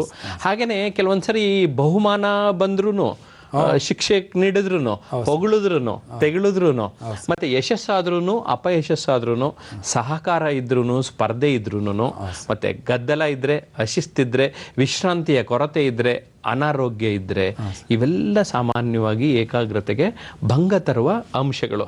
ಇದನ್ನ ಗುರುತಿಸ್ಕೊಳ್ಳೋದ್ರ ಮೂಲಕ ನಮ್ಗೆಲ್ಲ ಒಂದ್ ಕಡೆ ಪರಿಹಾರ ಕಂಡುಕೋಬೋದಲ್ವಾ? ಹೌದು ಸರ್, ಖಂಡಿತ. ಈಗ ಅನೇಕ ಸಾರಿ ಬಹುಮಾನ ಬಂತು ಅಂತ ಹೇಳಿ ಕೂಡ ಏಕಾಗ್ರತೆ ಕಳ್ಕೊಳ್ಳುವಂತ ಸಾಧ್ಯತೆ ಇರುತ್ತೆ. ಶಿಕ್ಷೆ ಬಂತು ಅಂತ ಹೇಳಿ ಕೀಳರಿಮೆ ಮನೋಭಾವ ಪಡ್ಕೊಂಡು ಕೂಡ ಏಕಾಗ್ರತೆ ಕಳ್ಕೊಳ್ಳುವಂತ ಸಾಧ್ಯತೆ ಇದೆ. ಹಾಗಾಗಿ ಸ್ಥಿತಪ್ರಜ್ಞತೆ ಬೇಕು, ಅದನ್ನ ನಾವು ರೂಢಿಸ್ಕೊಳ್ಬೇಕು. ಚಿಕ್ಕವಾಗಿದ್ರೆ ಅದನ್ನ ಬಗ್ಗೆ ಹೇಳ್ಕೊಡ್ಬೇಕು. ಎರಡನ್ನು ಕೂಡ ಸಮ ಪ್ರಮಾಣದಲ್ಲಿ ತೆಗೆದುಕೋ. ಅದಕ್ಕೆ ಅನೇಕ ಹಬ್ಬಗಳು ನಮ್ಗೆ ಹೇಳ್ತಾವೆ ಸರ್. ಈಗ ನಾವು ಬೇವು ಬೆಲ್ಲ ಯುಗಾದಿಯಲ್ಲಿ ಅಂದ್ರೆ ಕಹಿ ಸಿಹಿ ಎರಡನ್ನ ಸಮವಾಗಿ ತೆಗೆದುಕೋ ಅಂತ. ಸಮವಾಗಿ ತೆಗೆದುಕೊಂಡ್ವಿ ಅಂದ್ರೆ ಸಮಸ್ಥಿತಿ ನಿರ್ಮಾಣ ಆಗುತ್ತೆ. ಸಮಸ್ಥಿತಿ ನಿರ್ಮಾಣ ಆಯ್ತು ಅಂದ್ರೆ ಏಕಾಗ್ರತೆ ಸುಲಭವಾಗುತ್ತೆ. ಭಂಗ ಬರುವಂತ ಅಂಶಗಳು ಅಲ್ಲಿ. ಹೌದು. ಯಾಕಂದ್ರೆ ಏಕಾಗ್ರತೆಯ ಮೂಲಗಳಿದೆಯಲ್ಲ, ಆ ಮೂಲಗಳ ಬಗ್ಗೆ ಸ್ವಲ್ಪ ಪ್ರಸ್ತಾಪ ಮಾಡೋಣ. ಅಂದ್ರೆ ಪಂಚೇಂದ್ರಿಯಗಳು, ಜ್ಞಾನೇಂದ್ರಿಯಗಳು, ಕರ್ಮೇಂದ್ರಿಯಗಳು ಯಾವ್ಯಾವುದು ಮತ್ತೆ ಯಾವ ರೀತಿ ಕೆಲಸ ಮಾಡ್ತದೆ? Right sir. ಸರ್, ನಾವು ಜ್ಞಾನದ ಹೆಬ್ಬಾಗಿಗಳು ಅಂತೇಳಿ ಕರೆಯೋದು ಪಂಚೇಂದ್ರಿಯಗಳನ್ನ. ಜ್ಞಾನ ಒಳಗಡೆ ಹೋಗ್ಬೇಕು ಅಂದ್ರೂ ಕೂಡ, ಜ್ಞಾನ ಹೊರಗಡೆ ಬರಬೇಕು ಅಂದ್ರೂ ಕೂಡ, ಒಳಹರಿವು ಮತ್ತು ಹೊರಹರಿವು ಎರಡಕ್ಕೆ ಮೂಲವಾದಂತ ದ್ವಾರ ಅಥವಾ ಬಾಗಿಲು, ಹಿರಿದಾದ ಬಾಗಿಲು ಅಂತ ಕರಿತೀವಲ್ಲ, ಅವು 5 ಇಂದ್ರಿಯಗಳು. ನಮಗೆ ಸಹಜವಾಗಿ 5 ಇಂದ್ರಿಯಗಳಿಂದ ಶಕ್ತಿ ಇದೆ. ಸ್ಪರ್ಶ ಇದೆ, ವಾಸನೆ ಇದೆ, ರುಚಿ ಇದೆ, ನೋಡುವಿಕೆ ಇದೆ, ಕೇಳುವಿಕೆ ಇದೆ, ಉಸಿರಾಡುವಿಕೆ ಇದೆ. ಈ 5 ಪಂಚೇಂದ್ರಿಯಗಳನ್ನ ಸರಿಯಾಗಿ ತರಬೇತಿಗೊಳಿಸಿಕೊಳ್ಳುವುದು. ಅದಕ್ಕೆ ಮಾಂಟೆಸರಿ ಆಗಿರಲಿ, ಫ್ರೊಬೆಲ್ ಆಗಿರಲಿ, ಗಾಂಧೀಜಿಯವರಾಗಿರಲಿ, ಅವರು ಮಕ್ಕಳಿಗೆ ಶಿಕ್ಷಣ ಕೊಡಬೇಕಾದಾಗ ಪಂಚೇಂದ್ರಿಯಗಳಿಗೆ ತರಬೇತಿ ಕೊಡಿ, ಟ್ರೈನ್ ಯುವರ್ ಸೆನ್ಸರಿ ಆರ್ಗನ್ಸ್ ಅಂತ ಹೇಳಿದ್ರು ಸರ್ ಅವರು. ಒಂದು ಕರೆ ತೆಗೆದುಕೊಂಡು ಇದನ್ನ ಮುಂದುವರಿಸೋಣ. ರಮೇಶ್ ಅವರು ರಾಜಾಜಿನಗರದಿಂದ ಕರೆ ಮಾಡ್ತಾ ಇದ್ದಾರೆ. ರಮೇಶ್ ಅವರೇ ನಮಸ್ತೆ. ನಮಸ್ಕಾರ ಸರ್. ತಮ್ಮ ಪ್ರಶ್ನೆ ಕೇಳಿ ರಮೇಶ್. ತುಂಬಾ ಚೆನ್ನಾಗಿ ಬರ್ತಾ ಇದೆ ಸರ್ ಏಕಾಗ್ರತೆ ಬಗ್ಗೆ. ತುಂಬಾ ಸಂತೋಷ. ತಮ್ಮ ಪ್ರಶ್ನೆ ಕೇಳಿ ಸರ್. ಇದು ಇವಾಗ ಎಲ್ಲಾರು ಟಿವಿ ವಾಲ್ಯೂಮ್ ಜಾಸ್ತಿ ಆಗ್ಬಿಟ್ಟಿರ್ತಾರೆ, ಮತ್ತೆ ಈ ವಾಹನಗಳು ಸೌಂಡ್ಗಳು ಜಾಸ್ತಿ, ಎಲ್ಲಾರು ಈ ಓದೋವಾಗ ಮತ್ತೆ ಇದು ಏಕಾಗ್ರತೆ ಅಂತ ಟೈಮ್ನಲ್ಲಿ ತುಂಬಾ ಮೈಂಡ್ ಇದು ಫ್ಲಕ್ಚುಯೇಷನ್ ಆಗುತ್ತಲ್ಲ, ಅದಕ್ಕೆ ಇವಾಗ ಅದಕ್ಕೇನು ಉಪಾಯ ಏನು ಅಂತ? ಅಲ್ಲ, ಉಪಾಯ ಏನಂದ್ರೆ ಈ ಪ್ರಪಂಚದಲ್ಲಿ ಬಾಳ್ಲೇಬೇಕು ನಾವು. ಸಂತೆನಲ್ಲಿ ನಿದ್ದೆ ಮಾಡ್ತಾರೆ ಅಂತ ಒಂದು ಗಾದೆ ಇದೆ, ವಚನ ಕೇಳಿದ್ರು ಸರ್ ಅಲ್ವಾ? ಈಗ ನನಗೆ ಬೆಟ್ಟದ ಮೇಲೊಂದು ಮನೆ ಮಾಡಿ ಮೃಗಗಳಿಗೆ ಅಂಜಿದೊಡೆ ಎಂತಯ್ಯ ಅಲ್ವಾ ಸರ್? ನಾವಿರೋದೇ ಬೆಟ್ಟದ ಮೇಲೆ ಮನೆ. ಅಂದ್ರೆ ನಮ್ಮ ಆಸಕ್ತಿಯ ತೀವ್ರತೆ ಕಡಿಮೆ ಆದ್ರೆ ಅಕ್ಕಪಕ್ಕದೆಲ್ಲವೂ ಕೂಡ ಅದಕ್ಕೆ ಕಡಿಮೆ ಆಗುತ್ತೆ. ಹೇಳಿ, ಒಳ್ಳೆ ಪ್ರಶ್ನೆ. ಈಗ ನಗರ ಜೀವನದಲ್ಲಿ ಸಹಜವಾಗಿ ಇವೆಲ್ಲ ಇರೋದೆ ಸರ್. ಅದಕ್ಕೆ ಏನ್ ಮಾಡ್ಬೇಕು ಸರ್, ನಾವು ಬೆಳಗಿನ ಜಾವ ಸ್ವಲ್ಪ ಶಾಂತ ಪರಿಸ್ಥಿತಿ ಇರುತ್ತೆ, ಆಗ ವಾಯು ವಿಹಾರಕ್ಕೆ ಹೋಗ್ಬೇಕು ಸರ್. ಅದರಿಂದ ನಮ್ಮಲ್ಲಿ ಸ್ವಲ್ಪ ಏಕಾಗ್ರತೆ ನಿರ್ಮಾಣ ಆಗುತ್ತೆ. ಆಮೇಲೆ ಸಾಧ್ಯ ಆದ್ರೆ ನಾವು ನಮಗೆ ಯಾವಾಗ ಬಿಡುವಿರುತ್ತೋ ಆಗ ಒಳ್ಳೊಳ್ಳೆ ಸ್ಥಳಗಳಿಗೆ, ಒಳ್ಳೆ ಜಾಗೃತ ಸ್ಥಳಗಳಿಗೆ, ಒಳ್ಳೆ ಮನೋಹರವಾದಂಥ ಸ್ಥಳಗಳಿಗೆ ಭೇಟಿ ಕೊಟ್ಟು ಅಲ್ಲಿ ಸ್ವಲ್ಪ ನಾವು ವಿಶ್ರಾಂತಿಯನ್ನು ತೆಗೆದುಕೊಳ್ಳೋದಾಗಿರಲಿ ಅಥವಾ ಅಲ್ಲಿ ನಾವು ಸ್ವಲ್ಪ ಇರೋದಾಗಿರಲಿ ಮಾಡೋದ್ರಿಂದ ಕೂಡ ನಮಗೆ ಒಂದು ನಮ್ಮ ಮನಸ್ಸಿನ ಎಲ್ಲ ಏನು ಆವೇಗಗಳಿದಾವಲ್ಲ ಅವು ಸೆಟ್ಲ್ ಆಗ್ತವೆ ಸರ್, ಕಡಿಮೆ. ಅಂದ್ರೆ ನಮ್ಮ ಚಟುವಟಿಕೆಯಲ್ಲಿ ಕೊಂಚ ಬದಲಾವಣೆ ಮಾಡ್ಕೊಳ್ಳೋದ್ರಿಂದ ಇದು ಸಾಧ್ಯ ಆಗುತ್ತೆ ಅಂತ. ನಾವೀಗ ಏಕಾಗ್ರತೆಯ ಮೂಲಗಳ ಬಗ್ಗೆ ಮಾತಾಡ್ತಾ ಇದ್ವಿ. ತಾವು ತುಂಬಾ ಒಳ್ಳೆಯ ಅಂಶವನ್ನ ಆಗ ಎತ್ತಿದ್ರಿ ನೀವು. ಅಂದ್ರೆ ಪಂಚೇಂದ್ರಿಯ, ಜ್ಞಾನೇಂದ್ರಿಯ, ಕರ್ಮೇಂದ್ರಿಯ, ಇದನ್ನ ನಾವು ಸರಿಯಾಗಿ ಅರ್ಥ ಮಾಡ್ಕೊಂಡು ಇದರ ಮೂಲಕ ಕಲಿಕೆ ಆದ್ರೆ ಅಲ್ಲಿ ಏನಾಗ್ತದೆ ಅಂತ ಅಂದ್ರೆ ಈ ಪಂಚೇಂದ್ರಿಯಗಳ ಯೋಗ್ಯ ಬಳಕೆಯಿಂದ ಕರ್ಮೇಂದ್ರಿಯ ಹಾಗೂ ಜ್ಞಾನೇಂದ್ರಿಯಗಳು ಚುರುಕಾಗಿ ಏಕಾಗ್ರತೆ ಹೆಚ್ಚುತ್ತೆ ಅಂತ. ಅಲ್ಲಿ ಕರ್ಮೇಂದ್ರಿಯದ ಬಗ್ಗೆ ಸ್ವಲ್ಪ ಹೇಳ್ಬೇಡ ಸರ್. ಹೇಳಿ. ಪಂಚೇಂದ್ರಿಯಗಳು ಎಲ್ರಿಗೂ ಕಾಣಿಸ್ತಾ ಇದಾವೆ. ಕರ್ಮೇಂದ್ರಿಯಗಳು ಯಾವುದು ಅಂತ ಪ್ರಶ್ನೆ ಬರುತ್ತೆ. ಕರ್ಮೇಂದ್ರಿಯ ಅಂದ್ರೆ ಯಾವುದು? ಬುದ್ಧಿ, ಮನಸ್ಸು, ಚಿತ್ತ. ಈ ಮೂರು ಕಣ್ಣಿಗೆ ಕಾಣಲ್ಲ, ಆದ್ರೆ ವ್ಯಕ್ತ ಆಗ್ತಾವ ಸರ್. ಈ ಮೂರು ವ್ಯಕ್ತ ಸರಿಯಾಗಿ ಆಗ್ಬೇಕಾಗಿತ್ತಂತಂದ್ರೆ ನಮ್ಮ ಜ್ಞಾನೇಂದ್ರಿಯಗಳು ಚುರುಕಾಗ್ಬೇಕಲ್ಲಿ, ಬಳಕೆ ಚೆನ್ನಾಗಿ ಯೋಗ್ಯವಾಗಿ ಬಳಕೆ ಆಗ್ಬೇಕು. ಅವಾಗ ಜ್ಞಾನೇಂದ್ರಿಯಗಳು ಚುರುಕಾಗ್ತದೆ. ಯಾವಾಗ ಕರ್ಮೇಂದ್ರಿಯಗಳು ಚುರುಕಾದವೋ ಅವಾಗ ನಮಗೆ ಜ್ಞಾನೇಂದ್ರಿಯಗಳಂದ್ರೆ ಚಿತ್ತ, ಬುದ್ಧಿ, ಮನಸ್ಸು. ಕರ್ಮೇಂದ್ರಿಯಗಳಂದ್ರೆ ಕೈ ಕಾಲುಗಳು. ಜ್ಞಾನೇಂದ್ರಿಯ ಅಂದ್ರೆ ಬುದ್ಧಿ, ಚಿತ್ತ, ಮನಸ್ಸು, ಇವು ಕಣ್ಣಿಗೆ ಕಾಣಲ್ಲ. ಆದ್ರೆ ಕರ್ಮೇಂದ್ರಿಯ ಮಾಡುವಂತವು ಕಾಣಿಸ್ತವೆ, ಕೈ ಕಾಲುಗಳು ಕಾಣಿಸ್ತವೆ. ಇವೆಲ್ಲವೂ ಒಂದು ಸರಿಯಾಗಿ ಚುರುಕಾಗಬೇಕು ಅಂತಂದ್ರೆ ನಾವು ಬಹಳ ಸರಳ ಉಪಾಯ ಪಂಚೇಂದ್ರಿಯಗಳನ್ನ ಯೋಗ್ಯವಾಗಿ ಬಳಸಬೇಕು. ಮತ್ತೊಂದು ಕರೆ ನೋಡೋಣ. ಸಿದ್ದರಾಂಪುರದಿಂದ ಉಮೇಶ್ ಅವರು ಕರೆ ಮಾಡ್ತಾ ಇದ್ದಾರೆ. ಉಮೇಶ್ ಅವರೇ ನಮಸ್ಕಾರ. ಸರ್ ನಮಸ್ಕಾರ. ತಮ್ಮ ಪ್ರಶ್ನೆ ಕೇಳಿ. ತಮ್ಮ ಪ್ರಶ್ನೆ ಕೇಳಿ. ನನ್ನ ಪ್ರಶ್ನೆ ಸರ್, ಒಂದ್ ಮಾತು ಬರುತ್ತೆ, ಹರಿಯುವ ನೀರು, ಉರಿಯುವ ಬೆಂಕಿ, ಚಂಚಲವಾದ ಮನಸ್ಸು, ಯಾವ ವ್ಯಕ್ತಿ ಯಾವ ಬ್ರಹ್ಮನಿಂದಲೂ ತಡೆಯೋದು ಸಾಧ್ಯ ಇಲ್ಲ ಅನ್ನೋ ಮಾತಿದೆ. ಮಾತುಗಳು ಬೇರೆ ಬೇರೆ ಸಂದರ್ಭದಲ್ಲಿ ಬೇರೆ ಬೇರೆ ಮಾತುಗಳು ಬಂದಿರ್ತದೆ. ಆಧುನಿಕ ಮತ್ತೆ ವಾಸ್ತವಿಕ ಪ್ರಪಂಚದ ಒಳಗಡೆಗೆ ಮನುಷ್ಯ ಸಾಕಾಗಷ್ಟು ಒತ್ತಡಗಳಿಗೆ ಬಲಿಯಾಗಿರ್ತಾನೆ. ಹಾಗಾಗಿ ಈ ವಾಸ್ತವಿಕ ಜೀವನದಲ್ಲಿ ಮತ್ತೆ ಆಧುನಿಕ ಬದುಕಿನಲ್ಲಿ ಅವನು ಸೇವನೆ ಮಾಡುವಂತಹ ಆಹಾರ ಅವನ ಏಕಾಗ್ರತೆಗೆ ಏನಾದ್ರೂ ತೊಂದರೆ ಕೊಡುತ್ತಾನಂತ. ಈಗಾಗಲೇ ಆಹಾರದ ಬಗ್ಗೆ ಒಬ್ರು ಕೇಳಿದ್ರು. ಆಹಾರವೂ ಕೂಡ ಕಾರಣ ಅನ್ನೋದನ್ನ ನಾವು ಈಗಾಗಲೇ ಪ್ರಸ್ತಾಪ ಮಾಡಿದ್ದೀವಿ. ಆಹಾರದ ಮಹತ್ವ ಖಂಡಿತ ಇದೆ, ಅದನ್ನ ನಾವು ಈಗಾಗಲೇ ಪ್ರಸ್ತಾಪ ಮಾಡಿದ್ದೀವಿ ಅಂತ ಹೇಳ್ತಾ ನಮ್ಮ ಮಾತುಕತೆನ ಮುಂದುವರಿಸ್ತಾ ಇದ್ದೇವೆ. ಈ ಏಕಾಗ್ರತೆ ಇನ್ನೊಂದು ಸ್ವಲ್ಪ ಹೇಳ್ತೀರಿ? ಹೇಳಿ. ಹರಿಯುವ ನೀರು, ಉರಿಯುವ ಬೆಂಕಿ, ಚಂಚಲ ಮನಸ್ಸು, ಬ್ರಹ್ಮನಿಂದ ತಡೆಯಕ್ಕಾಗಲ್ಲ ಅಂತ ಅವ್ರು ಹೇಳಿದ್ದಾರೆ. ಹರಿಯುವ ನೀರನ್ನ ತಡೆದು ಡ್ಯಾಮ್ ಅಲ್ಲಿ ಶೇಖರಣೆ ಮಾಡಿಟ್ಟಿದ್ವಿ ಸರ್. ಅದರಿಂದ ಅಗಾಧ ಶಕ್ತಿಯನ್ನ ನಾವು ಬಿಡುಗಡೆ ಮಾಡ್ತೀವಿ, ಅದಕ್ಕೆ ಪ್ರಚನ್ನ ಶಕ್ತಿ ಅಂತ ಕರೀತಾರೆ. ಆಮೇಲೆ ಉರಿಯುವ ಬೆಂಕಿ, ಅದಕ್ಕೊಂದು ಲಿಮಿಟ್ ಇದೆ, ಅದಕ್ಕೊಂದಷ್ಟು ಇದು ಇದೆ, ಅಲ್ಲಿ ಅದು ನಾವು ತರೀತೀವಿ. ಹಾಗೆ ಚಂಚಲವಾದ ಮನಸ್ಸನ್ನ ತಡೆದಕ್ಕೋಸ್ಕರ ಇಷ್ಟು ಸಂಶೋಧನೆ ಆಗಿರೋದು. ಇಲ್ಲ ಚಂಚಲ ಮನಸ್ಸನ್ನ ತಡೆಯಕ್ಕೆ ಆಗಿದ್ದೇ ಇರೋದಿಲ್ಲ, ಸಂಶೋಧನೆಗಳೇ ಆಗ್ತಾ ಇರಲಿಲ್ಲ. ಸಂಶೋಧನೆ ಆಗಿದೆ ಅಂದ್ರೆ ಅರ್ಥ ಏನು?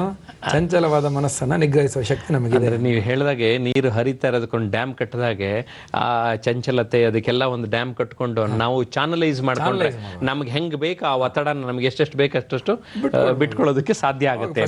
ಶಕ್ತಿಯಾಗಿ ಒಂದು ಶಕ್ತಿ ನಮ್ಮಲ್ಲಿ. ಆ ಒಂದು ದೃಷ್ಟಿನಲ್ಲೇ ನಾವು ಏಕಾಗ್ರತೆ ಮೂಲಗಳ ಬಗ್ಗೆ ಮಾತಾಡ್ತಾ ಇದ್ವಲ್ಲ, ಫ್ರೊಬೆಲ್ ಬಗ್ಗೆ ನೀವು ಹೇಳಿದ್ರಿ.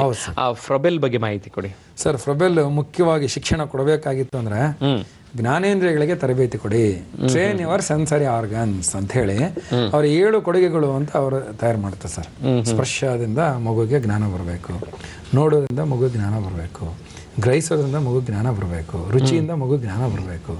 ಸೊ ಹಾಗಾಗಿ ಅವರು ಕಿಂಡರ್ ಗಾರ್ಟನ್ ಅಂತ ನಾವೇನು ಹೇಳ್ತೀವಲ್ಲ ಈಗ LKG UKG ಅಂತ ಹೇಳ್ತೀವಲ್ಲ, ಆ LKG UKG ಕಿಂಡರ್ ಗಾರ್ಡನ್ ಅಂದ್ರೆ ಮಕ್ಕಳ ತೋಟ ಅಂತ ಅರ್ಥ ಸರ್. ಸೊ ಅದನ್ನ ಇವರು ಈ ಪ್ರೊವೆಲ್ ಅವರು ಮಕ್ಕಳಿಗೆ ನೀವೇ ಪಾಠ ಎಲ್ಲ ಹೇಳ್ಕೊಳಕ್ ಹೋಗ್ಬೇಡಿ, ಇದನ್ನ ಮೊದಲು ತರಬೇತಿ ಮಾಡಿ ಕಲಿಸಿ ಅಂತ ಹೇಳಿದ್ರು. ಅದೇ ತರ ಈ ಮರಿಯಾ ಮಾಂಟೆಸೋರಿ ಕೂಡ, ಈ ಮಾಂಟೆಸೋರಿ ಆರಂಭ ಆಗ್ಬೇಕಾದ್ರೂ ಇದೇ ಒಂದು ಉದ್ದೇಶ. ಖಂಡಿತ ಸರ್. ಅವರು ಮಕ್ಕಳ ಮನೆ ಅಂತ ಕರಿತೀವಿ, ಮರಿಯಾ ಮಾಂಟೆಸೋರಿ ಮಾಡಿದಂಥದ್ದು ಚಿಲ್ಡ್ರನ್ ಹೋಮ್ ಅಂತ. ಅವ್ರು ಮೂಲತಃವಾಗಿ ಅವರು ಡಾಕ್ಟರ್ ಸರ್, ವೈದ್ಯ ಅವರು, ಇಟಲಿ ದೇಶದವರು. ಅವರು ಮಕ್ಕಳ ಬಗ್ಗೆ ಅತಿಯಾದಂತ ಕಾಳಜಿಯನ್ನ ಹೊಂದಿ ಅವರು ಮಕ್ಕಳ ತೋಟ ಅನ್ನುವಂತ ಒಂದು ಕಾನ್ಸೆಪ್ಟ್ ಇಟ್ಕೊಂಡು ಶಿಕ್ಷಣವನ್ನ ಕೊಡೋದಕ್ಕೆ ಅವ್ರು ಹೇಳಿ. ಹೌದು, ಇದೇ ರೀತಿಯಲ್ಲಿ ನಮ್ಮ ಗಾಂಧೀಜಿಯವರು ಕೂಡ ಮಾತಾಡ್ತಾರೆ. The object of basic education is the physical, intellectual and moral development of children through the medium of handicraft ಅಂತಾರೆ. Definitely sir. ನೋಡಿ ಸರ್, ಅದಕ್ಕೆ ನಾವು ಮೂಲ ಶಿಕ್ಷಣ ಅಂತ ಕರಿತೀವಿ, ವರ್ಧ ಶಿಕ್ಷಣ ಅಂತ ಕರಿತೀವಿ. ಅಂದ್ರೆ ನಿಮ್ಮ ಕೈ ಮೂಲಕ ನಿಮ್ಮ ದೇಹವನ್ನು ಉಪಯೋಗಿಸಿಕೊಂಡು ನೀವು ನಿಮ್ಮ ಬುದ್ಧಿಗೆ ಶಕ್ತಿಯನ್ನು ಕೊಡಿ, ನಿಮ್ಮ ಆರೋಗ್ಯಕ್ಕೆ ಶಕ್ತಿಯನ್ನು ಕೊಡಿ. ಅದಕ್ಕೆ ಅವ್ರದ್ದು 4HS ಎಜುಕೇಶನ್ ಅಂತ ಕರಿತೀವಿ sir. Health education, hand education, head education, art education. ಹೃದಯಕ್ಕೆ ನೀವು ಶಿಕ್ಷಣ ಕೊಡಿ, ಕೈಗೆ ಶಿಕ್ಷಣ ಕೊಡಿ, ಆರೋಗ್ಯಕ್ಕೆ ಶಿಕ್ಷಣ ಕೊಡಿ, ಕೊನೆಗದು ತಲೆಗೆ ಶಿಕ್ಷಣ ಬಂದೇ ಬರುತ್ತೆ. ಖಂಡಿತ ಸರಿ. ಹಾಗಾದ್ರೆ ಈ ಏಕಾಗ್ರತೆಯನ್ನ ನಿರ್ಧರಿಸೋರು ಯಾರ್ಯಾರು ಅಂತ ಅಂದ್ರೆ ವೈಯಕ್ತಿಕ ಅಂಶ ಮತ್ತು ವಸ್ತುವಿನ ಅಂಶಗಳಿದೆ. ಈ ವೈಯಕ್ತಿಕ ಅಂತ ಅಂದಾಗ ಇಲ್ಲಿ ಆಸಕ್ತಿ, ಅಗತ್ಯತೆ, ಮಾನಸಿಕ, ದೈಹಿಕ ಆರೋಗ್ಯ, ಛಲ, ಬಲ, ಹಂಬಲ ಅಂತ ನಾವು ವೈಯಕ್ತಿಕ ಅಂಶಗಳನ್ನು ಹೇಳಿದ್ರೆ, ವಸ್ತುವಿನ ಅಂಶಗಳಲ್ಲಿ ಗಾತ್ರ, ತೀವ್ರತೆ, ಸ್ಥಳ, ಚಲನೆ, ಬೆಳಕು, ವೈವಿಧ್ಯತೆ ಇವನ್ನೆಲ್ಲ ಹೇಳ್ತೇವೆ. ಇದರ ಮಹತ್ವ ಏನು? ಸಹಜವಾಗಿ ಈಗ ಇಷ್ಟು ಪ್ರಶ್ನೆಗಳಿಗೆ ಕೇಳಿದ್ದು ಅದ್ರ ಮೇಲೆ ಸರ್. ಏಕಾಗ್ರತೆ ನನ್ನೊಳಗಿದೇನೋ ಹೊರಗಡೆ ಇದೇನೋ ಅಂತ. ಇಲ್ಲಿ ನಾವು ತೆಗೆದುಕೊಂಡದ್ದು ಅವಧಾನ. ಯಾಕಂದ್ರೆ ತೀವ್ರವಾದ ಅವಧಾನವೇ ಏಕಾಗ್ರತೆ.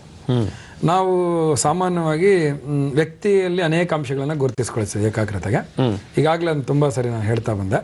ವ್ಯಕ್ತಿಯೊಳಗಿರುವಂಥ ಆಸಕ್ತಿ ಆಗಿರ್ಬೋದು, ಅವನಿಗೆ ಬೇಕು ಅಗತ್ಯತೆ ಆಗಿರ್ಬೋದು, ಅವನ ಮಾನಸಿಕ ದೈಹಿಕ ಆರೋಗ್ಯ, ಅವನಿಗೆ ಛಲ, ಇವೆಲ್ಲ ಏಕಾಗ್ರತೆ ನಿರ್ಧಾರ ಮಾಡ್ತವೆ. ಯಾವ್ದ್ರ ಬಗ್ಗೆ ನಾನು ಗಮನ ಕೊಡ್ಬೇಕಂತ ನಿರ್ಧಾರ ಮಾಡ್ತವೆ. ಇನ್ನ ಕೆಲವು ಸಂದರ್ಭದಲ್ಲಿ ನಮ್ಮ ಏಕಾಗ್ರತೆ ನಿರ್ಧಾರ ಮಾಡುವಂಥದ್ದು ಅಥವಾ ಅವಧಾನವನ್ನು ನಿರ್ಧಾರ ಮಾಡುವಂತ ಶಕ್ತಿ ವಸ್ತುವಿನ ಗಾತ್ರ ತುಂಬಾ ದೊಡ್ಡದಾಗಿತ್ತು ವಸ್ತು ಅಂದ್ರೆ ಬೇಗ ನಮ್ಮ ಅವಧಾನವನ್ನ ಸೆಳೆಯುತ್ತೆ ಸರ್ ಅದು. ಮತ್ತೆ ತೀವ್ರತೆ, ವಾಸನಾ ತೀವ್ರತೆ. ನಾವು ಸುಮ್ಮನೆ ನಡ್ಕೊಂಡು ಹೋಗ್ತಾ ಇದ್ದಾಗ ಒಳ್ಳೆ ವಾಸನೆ ಬಂದ್ರೆ ಆ ಕಡೆಗೆ ನಾವು ನೋಡ್ತೀವಿ. ಖಂಡಿತ ಅವಧಾನ. ಖಂಡಿತ. ಆ ವಾಸನಾ ತೀವ್ರತೆ ಆಗಿರ್ಬೋದು, ಜೋರಾದ ಶಬ್ದ, ಆ ತೀವ್ರತೆ ಆಗಿರ್ಬೋದು, ಸ್ಥಳ, ಆ ವಸ್ತು ಯಾವ ಜಾಗದಲ್ಲಿದೆ ಅನ್ನೋದು ಕೂಡ ನಮ್ಮ ಅವಧಾನವನ್ನ ಸೆಳೆಯಲಿಕ್ಕೆ ಸಾಧ್ಯ ಆಗುತ್ತೆ. ಆ ಸ್ಥಳ ಎಲ್ಲಿದೆ, ಆ ಪ್ಲೇಸ್ ಎಲ್ಲಿಟ್ಟಿದ್ದಾರೆ, ಆ ಚಲನೆ. ನೋಡಿ ಸರ್, ನಾವು ಟ್ರೈನ್ ಸ್ಟೇಷನ್ಗೆ ಹೋದಾಗ ಒಂದು ಟ್ರೈನ್ ಮೂವ್ಮೆಂಟ್ ಆಗ್ತಾ ಇತ್ತು, ಒಂದು ಟ್ರೈನ್ ನಿಂತ್ಕೊಂಡಿತ್ತು ಅಂದ್ರೆ ಮೂವ್ಮೆಂಟ್ ಆಗೋ ಟ್ರೈನೇ ನಮಗೆ ಬೇಗ ಕಾಣಿಸ್ಕೊಳುತ್ತೆ. ಹೌದೌದು, ನಮ್ಮ ಗಮನಕ್ಕೆ ಬರುತ್ತದು, ನಮ್ಮ ಅವಧಾನವನ್ನ ಸೆಳೆಯುತ್ತದು. ಹಾಗಾಗಿ ವಸ್ತುವಿನಲ್ಲಿರುವಂಥ ಅಂಶಗಳು ಕೂಡ ನಮ್ಮ ಏಕಾಗ್ರತೆಗೆ ಕಾರಣ ಆಗೋದ್ರಿಂದ ನಾವಿಟ್ಕೊಳ್ಳುವಂಥ ವಸ್ತುಗಳು ಬಹಳ ಚೆನ್ನಾಗಿ ವ್ಯವಸ್ಥಿತವಾಗಿ ಜೋಡಿಸ್ಕೊಂಡು ಇಟ್ಕೊಳ್ಬೇಕು. ನೀವು ತುಂಬಾ ಚೆನ್ನಾಗಿ ಹೇಳಿದ್ರಿ ಡಾಕ್ಟರ್ ಜಗದೀಶ್ ಬಸಾಪುರ ಅವರೇ. ಈಗ ಕೆಲವೊಂದು ನಾವು ಈಗ ಏಕಾಗ್ರತೆಯನ್ನು ಒಲಿಸಿಕೊಳ್ಳುವ ಬಗೆಯ ಬಗ್ಗೆ ಸಂಕ್ಷಿಪ್ತವಾಗಿ ಮಾತನಾಡೋಣ. ಏನಂದ್ರೆ, ಈ ಏಕಾಗ್ರತೆಯನ್ನು ಒಲಿಸ್ಕೊಳ್ಬೇಕು ಅಂದರೆ ನಾವು ಧ್ಯಾನವನ್ನ ಮಾಡಿದ್ರೆ ಅಲ್ಲಿ ಎಲ್ಲೋ ಒಂದು ಕಡೆ ಆ ಮನಸ್ಸನ್ನು ಕೇಂದ್ರೀಕರಿಸೋದಕ್ಕೆ ಸಾಧ್ಯ ಆಗತ್ತೆ ಅಂತ. ಹಾಗೇನೆ ಈ ಏಕಾಗ್ರತೆಯನ್ನು ಒಲಿಸ್ಕೊಳ್ಬೇಕು ಅಂತ ಅಂದರೆ ನಾವು ಸುಮಧುರ ಸಂಗೀತವನ್ನು ಆಲಿಸೋದ್ರ ಮೂಲಕ ಸಾಧ್ಯ ಅಂತ ನಾವು ಹೇಳಲಿಕ್ಕೆ ಸಾಧ್ಯ ಆಗುತ್ತೆ. ಮತ್ತು ಈ ಏಕನಿಷ್ಠೆ ಅಂದರೆ ಒಂದು ಕೆಲಸ, ಒಂದು ವಿಚಾರದ ಬಗ್ಗೆ ನಿಷ್ಠೆಯನ್ನು ಉಳ್ಳವರು ಆಗುವಂಥದ್ದು. ಅಂದರೆ ಎರಡು ದೋಣಿ ಮೇಲೆ ಕಾಲಿಡಬೇಡಿ ಅಂತ ಹೇಳ್ತಾ ಇರ್ತೇವೆ, ಆ ಮಾತನ್ನು ಜ್ಞಾಪಿಸ್ಕೊಳ್ಳುವಂಥದ್ದು. ಹಾಗೇನೆ ಗುಂಪು ಚರ್ಚೆ ಅಂದರೆ ಹಲವಾರು ಜನರ ಜೊತೆ ಚರ್ಚೆ ಮಾಡೋದಿದೆಯಲ್ಲ, ಅದು ತುಂಬ ಮುಖ್ಯ ಆಗುತ್ತೆ ಅಂತ. ಹಾಗೆಯೇ ಪುಸ್ತಕಗಳು ಕೂಡ ತುಂಬ ಇಲ್ಲಿ ಪ್ರಮುಖ ಒಂದು ಅಂದ್ರೆ ಪ್ರಮುಖವಾದ ವಿಚಾರ ಅಂತ. ಒಳ್ಳೆಯ ಪುಸ್ತಕಗಳನ್ನ ಓದಿದ್ರೆ ನಾವು ಮಾಡ್ಲಿಕ್ಕೆ ಒಳ್ಳೆಯ ಪುಸ್ತಕದ ಹೌದು. ಹಾಗೆ ಹಿರಿಯರಿಂದ ಮತ್ತು ತಜ್ಞರೊಂದಿಗೆ ಚರ್ಚೆ ಮಾಡೋದ್ರಿಂದ ಇದು ಸಾಧ್ಯ ಆಗುತ್ತೆ. ಆಟಗಳಿಂದ ಇದು ಸಾಧ್ಯ ಆಗುತ್ತೆ, ಮತ್ತು ಸಮಯದ ಮಹತ್ವವನ್ನು ಅರಿಯೋದ್ರಿಂದ ಇದು ಸಾಧ್ಯ ಆಗುತ್ತೆ, ಮತ್ತು ನಮಗೆ ನಾವೇ ಸೂಚನೆ ಕೊಟ್ಕೊಳ್ಳೋದ್ರಿಂದ ನನ್ನ ಕೈನಲ್ಲಿ ಆಗುತ್ತೆ, ಐ ಕ್ಯಾನ್ ಅಂತ ಪ್ರಯತ್ನ ಪಡೋದ್ರಿಂದ, ಮತ್ತು ಈ ಕೆಲಸದ ಬದಲಾವಣೆನೇ ಒಂದು ರೀತಿಯ ವಿಶ್ರಾಂತಿ ಅಂತ ನಾವು ಪಡ್ಕೊಳ್ಳೋದ್ರಿಂದ ಇದೆಲ್ಲ ಆಗ್ತಾ ಹೋಗುತ್ತೆ. ಒಟ್ಟಾರೆ ಹೇಳೋದಾದ್ರೆ ಈ ಏಕಾಗ್ರತೆ ಏನನ್ಸುತ್ತೆ? ಒಟ್ಟಾರೆ ಏಕಾಗ್ರತೆ ಆರಂಭದಲ್ಲಿ ಹೇಳಿದ ಹಾಗೆ ಅದು ನಮ್ಮ ವ್ಯಕ್ತಿತ್ವದ ಒಂದು ಕೀಲಿಕೈ. ಈ ಜಗತ್ತಿನ ಜ್ಞಾನ ಭಂಡಾರವನ್ನ ತೆಗಿಲಿಕ್ಕೆ ಆ ಕೀಲಿಕೈನ ಸರಿಯಾಗಿ ಬಳಸಬೇಕಂತ ಡಾಕ್ಟರ್ ಜಗದೀಶ್ ಬಸಾಪುರ ಅವರೇ, ತಾವು ತುಂಬಾ ಸೊಗಸಾಗಿ ಏಕಾಗ್ರತೆಯ ಬಗ್ಗೆ ಮಾಹಿತಿಯನ್ನು ನೀಡಿದ್ದಕ್ಕಾಗಿ ಚಂದನದ ಪರವಾಗಿ, ವೀಕ್ಷಕರ ಪರವಾಗಿ ತಮಗೆ ಧನ್ಯವಾದಗಳನ್ನು ಸಲ್ಲಿಸ್ತೀನಿ. ನಮಸ್ಕಾರ. ನಮಸ್ಕಾರ ಸರ್.